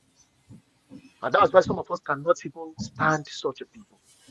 So what we are now saying is that you cannot, ibi tó má ti ń ba orúkọ TYF jẹ́ o lè ní well wọ́n kàn ṣáà ń try ṣe o gbọ́dọ̀ dákẹ́ ń bẹ̀ ibi tó má ti ń ba orúkọ Dawn Commission jẹ́ o gbọ́dọ̀ dákẹ́ tó ń ba orúkọ Dawn Commission jẹ́ o gbọ́dọ̀ dákẹ́ ibi tí wọ́n ti ń ba orúkọ Afẹ́nifẹ́re jẹ́ no matter má bá wọn jẹ́ tell them to shut it up ìjọ ò lè rí Igbo people kan máa ba orúkọ Ohanaeze Ndigbo jẹ́ ìjọ ò lè rí àwọn warrant chief tó yẹ pé àwọn ọba tí ò ní level àwọn ọba tó yẹ pé slaves of Igala empire ni táwọn British create fún àwọn ọmọ Igbo ìjọ ò lè rí any Igbo nationalist tó kó ṣí social media kó wá máa bú kó máa ba orúkọ ọba kan jẹ́ kó máa ba orúkọ òbí kan jẹ́ kó máa ba orúkọ òbí kó máa ṣe they will never do it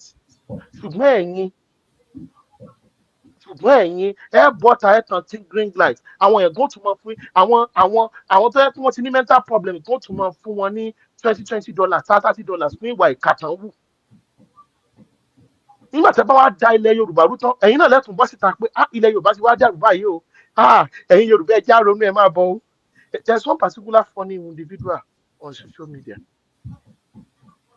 ó ti ẹ̀rọ bẹ́ẹ̀ nítorí ẹ̀ pé kan ni ìgbà tọ́rọ̀ Ọọ̀ni of Ifẹ̀ versus Aláàfin of Ọ̀yọ́ yìí all of a sudden you built a brand tó ti bẹ̀rẹ̀ sí ní position rẹ̀ a brand you threw it into the dustbin ẹnu ẹ̀ láti wá ń gbọ́ àwọn Ọ̀yọ́ people they are Fulani they are half Fulani they are half Hausa they are half Kini àwa gan tá à ń caution Aláàfin of Ọ̀yọ́ we started pé Aláàfin of Ọ̀yọ́ cannot continue to we don't want the Aláàfin of Ọ̀yọ́ to be involved in anything and we did everything we wrote letters we reached out we did everything humanly possible I'm saying it on here we don't want any war within Yorubaland kóníkàlùkù máa ṣe tiẹ̀ the sphere of influence is different ẹnu yín láti wá ń gbọ́ ìgbọ́kúgbọ́ àwọn ìtàn burúkú àwọn ìtàn tó ń da lérú àwọn ìtàn tó ń da ilẹ̀ Yorùbá rú tí ò mú peace níjọ́ tí mo rí ọmọ Tóbè àbí nǹkan táwọn èèyàn wá lọ sọ Tóbè pé ó ń denigrate Yorùbá identity bó lè ṣe ní denigrate Yorùbá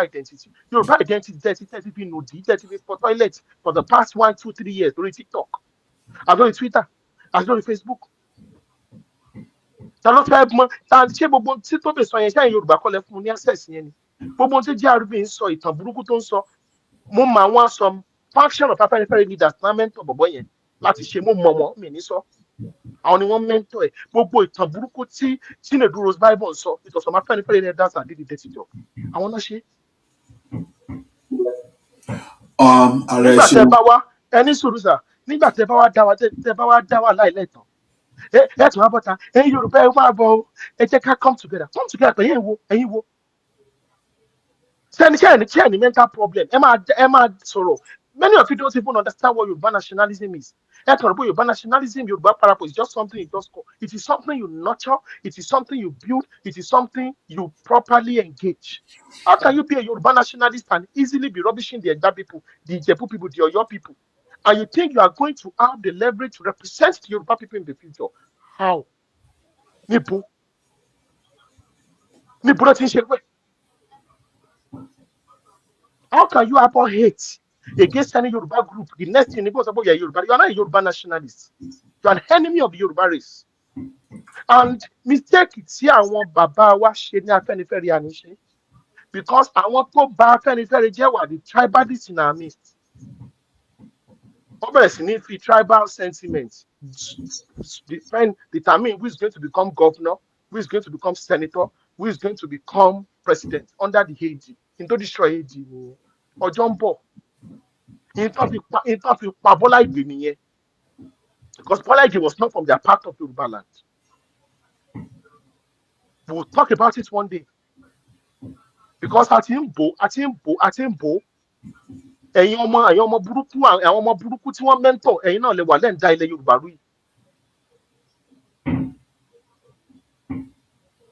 So kò ń ṣe pé gbogbo ọ̀rọ̀ kan ní gbogbo ààrẹ gbọ́dọ̀ sọ̀rọ̀ sí gbogbo I will touch on some issues and some things need to be clarified.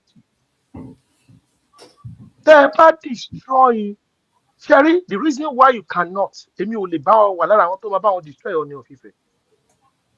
The reason why is that the history of the Ọọ̀ni of Ifẹ̀ is extremely critical so that Yoruba village the entire Yoruba race will be able to make claims to some territory because of the Ife Empire and the Ife tributary system of imperialism.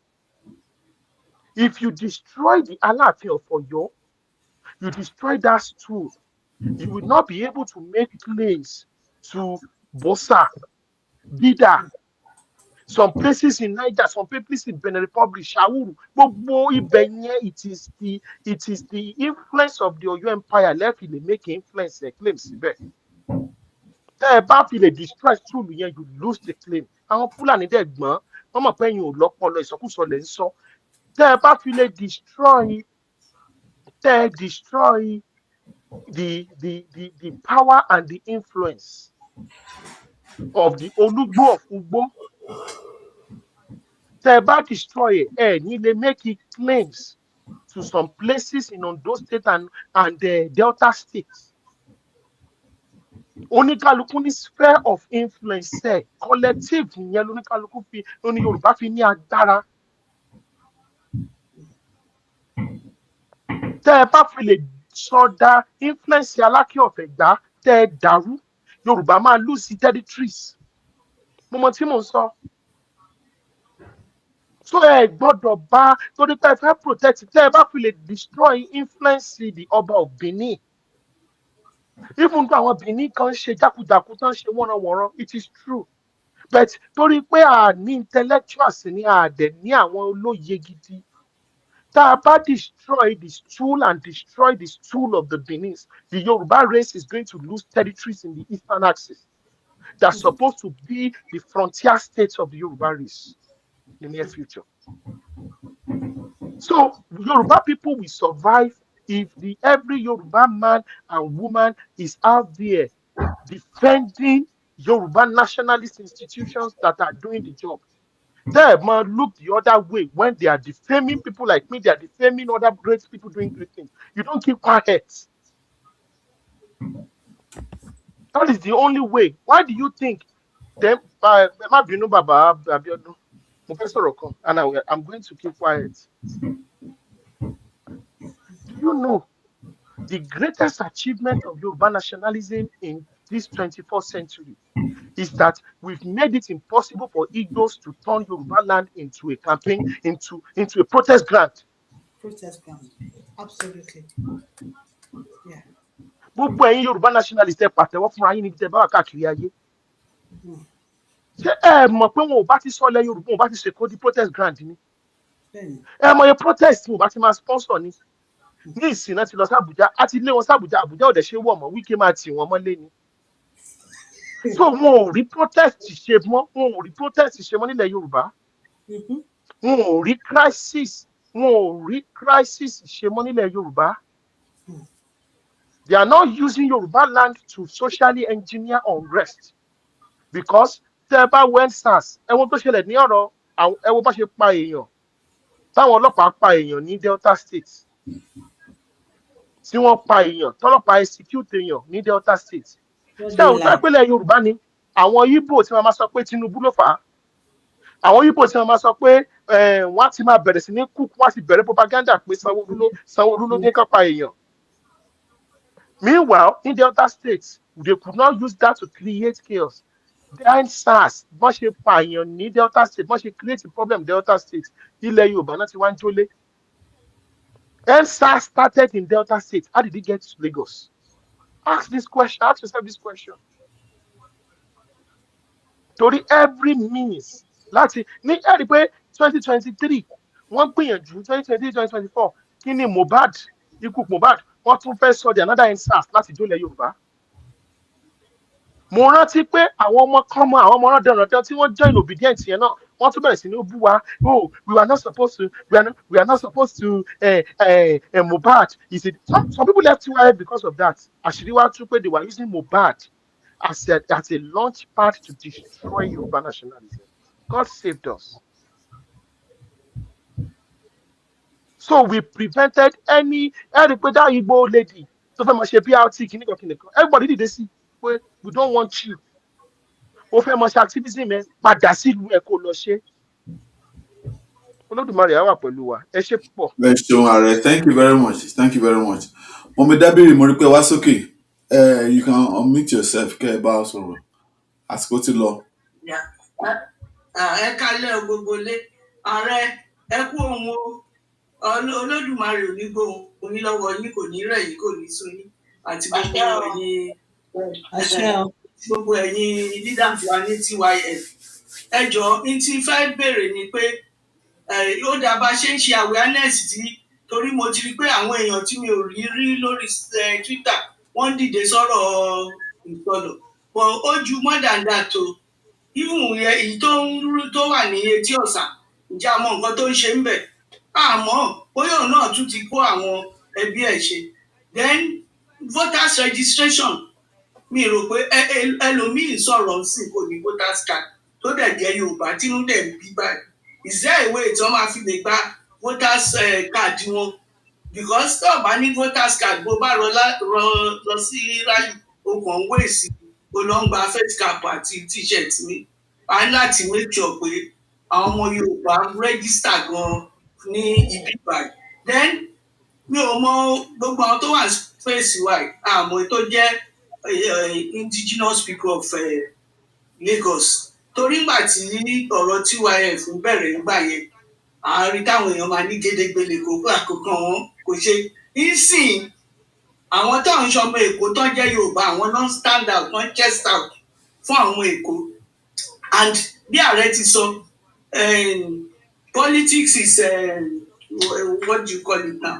Pé àwọn ọmọ wa láti lọ join politics kan gbàpò tí because tó o bá gbàpò tí ọmọ Ìgbò á take over. Then mo dẹ̀ ní feeling nínú mi pé wọn ò jù wá lọ ní Èkó yìí but àti wọ́n ti káwọ́ àwa àwọn ọmọ wa wọ́n ti capture wọn so wọ́n wá designate àwọn area kan pé àwọn náà níbẹ̀ a gbọ́dọ̀ jẹ́ kí yẹn ṣẹlẹ̀ o.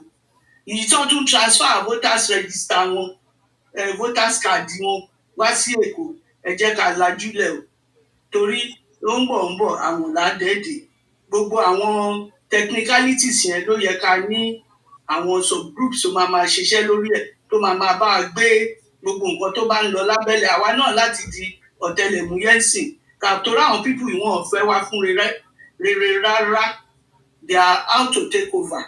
Wọ́n sọ pé òun san tax lẹ́kọ̀ọ́ tax tó ń san lẹ́kọ̀ọ́ pé òun lo facilities Èkó ni kì í ṣe pé láti sọ ẹ́ di indigene and that is always been their excuse. Ẹ ṣe use the mic. Ẹ ṣeun ma, thank you very much for your comment ma. Ẹ ṣe ma. Arántí gbà yẹn náà ní towards the end of last year nígbà tí arábìnrin dé nígbà yẹn tó ń pè ní Uzọ. Nígbà tí Buhari dé máa títí wá tá dìde tá kọ lẹ́tà sí Ministry of I think Commerce and Industries gbogbo ẹ̀ bẹ́ẹ̀ káàkiri. Arántí náà gba àwọn náà àwọn tó dìde tí wọ́n gbà tó ń sọ pé ká dákẹ́nu wa àwọn Èkó ni wọ́n náà pé ká fi wọn ilẹ̀ Èkó yàtọ̀ kìnnìkan. Nígbà tí arákùnrin wa mú ẹgbàá tó bẹ̀ sí náà wọ́n sìn àwọn ni mo rí tó bẹ̀ sí sọ̀rọ̀ sọ́rákùnrin yẹn pé Yorùbá Ọlọ́run aṣá àgbà wá ṣá ó ní bọ́lọ́ ṣe máa ń yọ wá mi ì mórí ìfẹ́ tọ́lọ̀ ní tilẹ̀ Yorùbá ìfẹ́ yẹn lágbára gan ọlọ́kàn nífẹ̀ẹ́ Yorùbá ni Ọlọ́run nífẹ̀ẹ́ tó yẹ ká ti ṣubú ṣùgbọ́n àní ṣubú lágbára Ọlọ́run àní ní ṣubú dànù tábàtà ṣubú gan àní ṣubú dànù Ọlọ́run ayọ̀ wa a ní àwọn òkúrò kan láàrin wa jẹ́ pé ẹ̀hàn náà ni wọ́n ẹ̀hàn náà Ọlọ́run ayọ̀ wa ṣá Ọlọ́run ayọ̀ wa ẹ ṣé gan ma thank you very much ma. Gbogbo internet sọ lórí Twitter lórí Facebook lórí YouTube. Oh my goodness, I so much love your comments. You guys are on fire tonight. Thank you very, very much. And the conclusion is that according to Mr. Tunde Akimbobola from YouTube, only Tinubu will win by grace of God Almighty. All our votes are for him. Amen. Thank you. Wọ́n sọ̀rọ̀ kan bá nípa ọ̀rọ̀ Sàrò nípa ọ̀rọ̀ PO wọ́n sọ̀rọ̀ nípa Pọ́kwánso àwọn yẹn kàn bínú ọmọ ẹṣẹ nípa ààrẹ ti dàgbòrú. Keep the fire burning. The fire have to keep burning. Ẹ má jẹ ojú space mi wá o. Baba Ajagaban, we have to keep the fire burning. Ọ̀gá Adéolú PhD, mo kí yín, thank you. Ará Ìsọlọ yẹn, let's even thank him. Ẹ jẹ́ ká dúpẹ́ lọ́wọ́ ẹ̀ kó sọ jáde, wọ́n máa sọ. Àwọn onílẹ̀ ilẹ̀ alálẹ̀ wa, wọ́n máa tì wọ́n máa sọ. Because those things tí wọ́n bá ṣe tó bá dákẹ́, kí mú àwọn nǹkan kan. Or my son is they will my son. So the fire should keep burning. No doubt. You know your thank you, man. Petrol. Oh yeah, come and petrol see. Come about petrol every day. I got about petrol. Yeah. You know you have to keep burning. Thank you. Bẹ́ẹ̀ sọ wípé Ọlọ́run á bá wa ṣe, Ọlọ́run ló bá wa ṣe sí. Ṣùgbọ́n this is the time for us láti dìde ńlẹ̀ ká mọ nǹkan tá à ń ṣe. Tábà mọ nǹkan tá à ń ṣe. Somebody said something here, Mr. Matthew, from Twitter. Only pé fault also lies with the so-called governors in Yorubaland. They will sell out for some stupid non-entity votes. Me moye boti ẹni tí Yorùbá ò lè kápá wọn. I mean, why do you even need to be putting on a book before you can contest for any political office? I don't understand. During the election, really, Yoruba vote alone can win any election, anytime, anywhere in Yorubaland. We don't need anybody to come.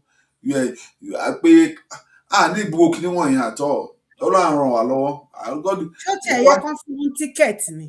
God, God, in fact, terrible. Oh yeah, Katia, for any ticket, they be one contest with all the. That's already you can't go to Yorubaland and buy a land.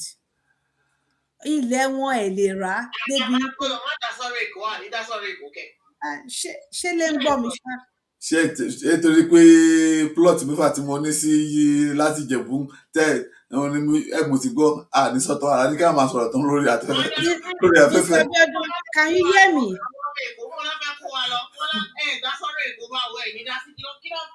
Bí padà sí bí ni. Mr. Biodun, can you hear me, sir? Mo gbọ́ yín mà. So this is the time ká dìde ńlẹ̀ ká mọ nǹkan tá à ń ṣe. Ọlọ́run á bá wa ṣe definitely, but àwa náà ní part to take. If we allow 1% of what happened in 2023 to happen, I'm regretting it. Ṣé àdé ń gbàtẹ́ sọ̀rọ̀ ń pa? This is the last chance tọ́lọ́ fún wa. Yes, ma'am. This is the time for us to be intentional about our future. Politics is our future. It is. Báwa mọ wọ́n ṣe ti gbé sí wa lórí ẹ má lọ ṣèṣèlú tẹ́ bá ṣòṣèlú then what's the future? What is the future of our children? Ẹ tó wá fẹ́ ṣòṣèlú náà àfọpọlọ pípé ṣe. Ìbò wo ló fẹ́ fẹ́ràn yín? Ìbò fẹ́ pa ó fẹ́ pè ní ó fẹ́ pọ̀ ló fẹ́ pọ̀jọ́ wájú Yorùbá run ni. And it's high time we stand up and be intentional about ourselves, about our land, about our future. Wọ́n dé ọmọ ìyá méjì tó bá wọnú yàrá tán bá rẹ́rìn síta irọ́ náà pa fúnra wọn. Títa lẹ́yìn òótọ́ ọ̀rọ̀ ni ó bẹ́tà kójú wa korò débi pé tójú wa máa fi pé wá. But if you come on the space and we all laugh and we go, then there is no point. So let confirm we're heated by. But it's for us láti ṣe kíni láti lọ ronú Ògúndé sọ ní Yorùbá ronú. It's time for us to think and think thoroughly and know what we are doing. Ọlọ́run á ràn wá lọ́wọ́ ṣùgbọ́n àwọn ọgbọ́n náà a gbọ́dọ̀ ràn wá lọ́wọ́. Bẹ́ẹ̀ni. Thank you very much. Mr. Biodun, thank you so much. And Mama Ajoke, thank you. We really appreciate you, ma. Thank you. Madam tó wá yẹn náà tán bá wa sọ̀rọ̀. Yeah, Mommy Dabiri. The one thing I have a lot of lessons I've learned tonight. The one thing Timori that is sort of really touched me deep is once you take Lagos, that's the political conquest of Yorubaland. In fact, I made a tweet already on that. Tonight's conversation forces us to confront a difficult but very, very necessary truth. Political power never remains vacant. If your people become passive about representation, organization, and collective interest, others will naturally occupy the space. The concern many Yoruba people express today is not simply about one constituency or one lawmaker. It is about a growing fear that political influence in parts of Yorubaland is slowly shifting away from indigenous priorities. But history teaches us something important, and that is that no society survives by hatred. Yet no society survives by political indifference either. The Yoruba have long been known for openness, accommodation, and coexistence. Those are the strengths of Yoruba land. That is why we're unique in this country. That's why we are the best sought land ever in this nation. But every strength without strategic consciousness can become vulnerability. The challenge before Yoruba land today is not whether others should live, work, or succeed here in our land. That is not the issue. The real question is, can the Yoruba remain owners of their political destiny while remaining open to others? Because coexistence must be balanced with self preservation. Democracy must also reflect cultural and historical realities, and political participation must carry responsibility to the host society. This weekend, we saw what happened in the United Kingdom. All of us who live in UK knows what I'm talking about. Yeah. That's the game is changing all over the world. It's either you protect your own or your own is ruined. Because see two analogies to it. There's no two definition about it. It's either you protect yourself or you are ruined. And then we should not come back and be singing the world is not fair. Nothing is fair. Nothing is fair in the world. For the fact that we come to this world, gan lásán gan kò fair. Ó ní arákùnrin ṣe kọrin gbà ẹ́ Michael Adé. Ó ní ẹ̀kọ́ mọ̀ pé ogun láyé ni màá ti múra ìbọn sílẹ̀ màá ti dìbò wá látòdì ọ̀run. But kò money now. No, so nothing is fair. Because coexistence must be balanced with self-preservation. Democracy must also reflect cultural and historical realities. And political participation must carry responsibility to the host society. Our people do not organize political will eventually be organized politically by others. We don't want anybody to organize us. We don't want anybody to politically organize Yoruba land. Aṣíwájú ni wá náà, ọmọ aládé ni wá, àyìnṣe ará ẹ̀yìn.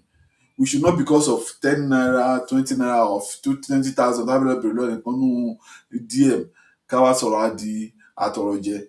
Yoruba land, àyìnṣe ọmọ ará ẹ̀yìn, you know. As our people have said and prayed, pẹ̀lú àwọn àgbàgbà láàrin wa, Ọlọ́run á ràn wá lọ́wọ́. But we should remember that a people who do not organize politically will eventually be organized politically by others. The future of Yoruba land will not be decided by emotion alone, but by awareness, which is what TYF is known for, by unity, which is what FNFA is known for, by participation, and by strategy, which is what makes us to be different. Ibi tó bọ́ ti wá ń lẹ Yorùbá kò sẹ́ni tó yé o. How Olówó did it, wọn ò tí ì mọ̀ di ọ̀la.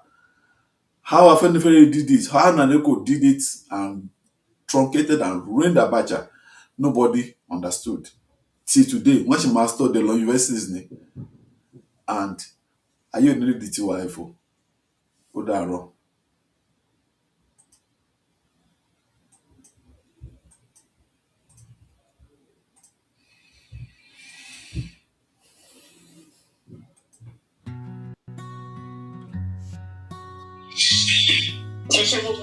Thank you so much.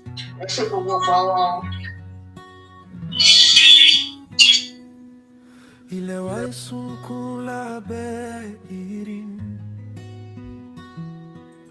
Àwọn bàbá wa ń wọ́ wa lókè. Wọ́n filẹ̀ yìí sí ọwọ́ wa. Ṣùgbọ́n a gbàgbé ohun tí wọ́n ń sọ. À ń jagun ara wa lójú ọ̀nà. À ń ta ìtàn wa lọ́wọ́. Bí a kò bá rántí ibi tá a ti ń bọ̀, báwo la ṣe máa mọ ibi tá a lọ? Ẹ̀jẹ̀ àwọn bàbá ṣì ń pè wá nínú afẹ́fẹ́ ilẹ̀ Yorùbá. Ohùn ilẹ̀ ń ké pé má ṣe gbàgbé ẹni tí ó jẹ́. Kí a ronú Yorùbá kọ̀ọ̀kan, kí a gbé ilẹ̀ wa ga. Kí a ronú Yorùbá kọ̀ọ̀kan, kí a dá àṣà wa bọ̀. Kí a ronú Yorùbá kọ̀ọ̀kan, kí a mọ ara wa dáadáa. Kí a ronú Yorùbá kọ̀ọ̀kan, kí a pa ìtàn wa kọ́.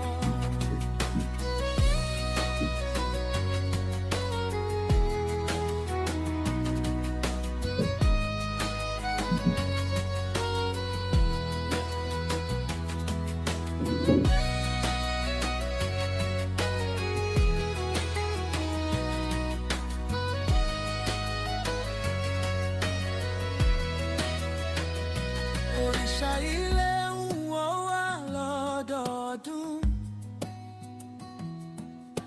Àwọn bàbá ń dúró dè wá. Ilẹ̀ tí a jogún kì í ṣe títà. Ìran tí ń bọ̀ wá. Ọmọ Yorùbá jí kúrò nínú òrùn. Àkókò ti dé báyìí. Tí a bá fẹ́ ọjọ́ ọ̀la rere, a gbọ́dọ̀ rántí ara wa. Ilẹ̀ Isọlọ nínú àlá wa, ìran wa ń pè wá padà. Ohùn nínú ké pé má ṣe gbàgbé ìtàn rẹ̀. Kí a ronú Yorùbá kọ̀ọ̀kan, kí a gbé ilẹ̀ wa ga. Kí a ronú Yorùbá kọ̀ọ̀kan, kí a dá àṣà wa bọ̀. Kí a ronú Yorùbá kọ̀ọ̀kan, kí a mọ ara wa dáadáa. Kí a ronú Yorùbá kọ̀ọ̀kan, kí a pa ìdá wa mọ̀. Kí a bá ti lọ́kọ̀,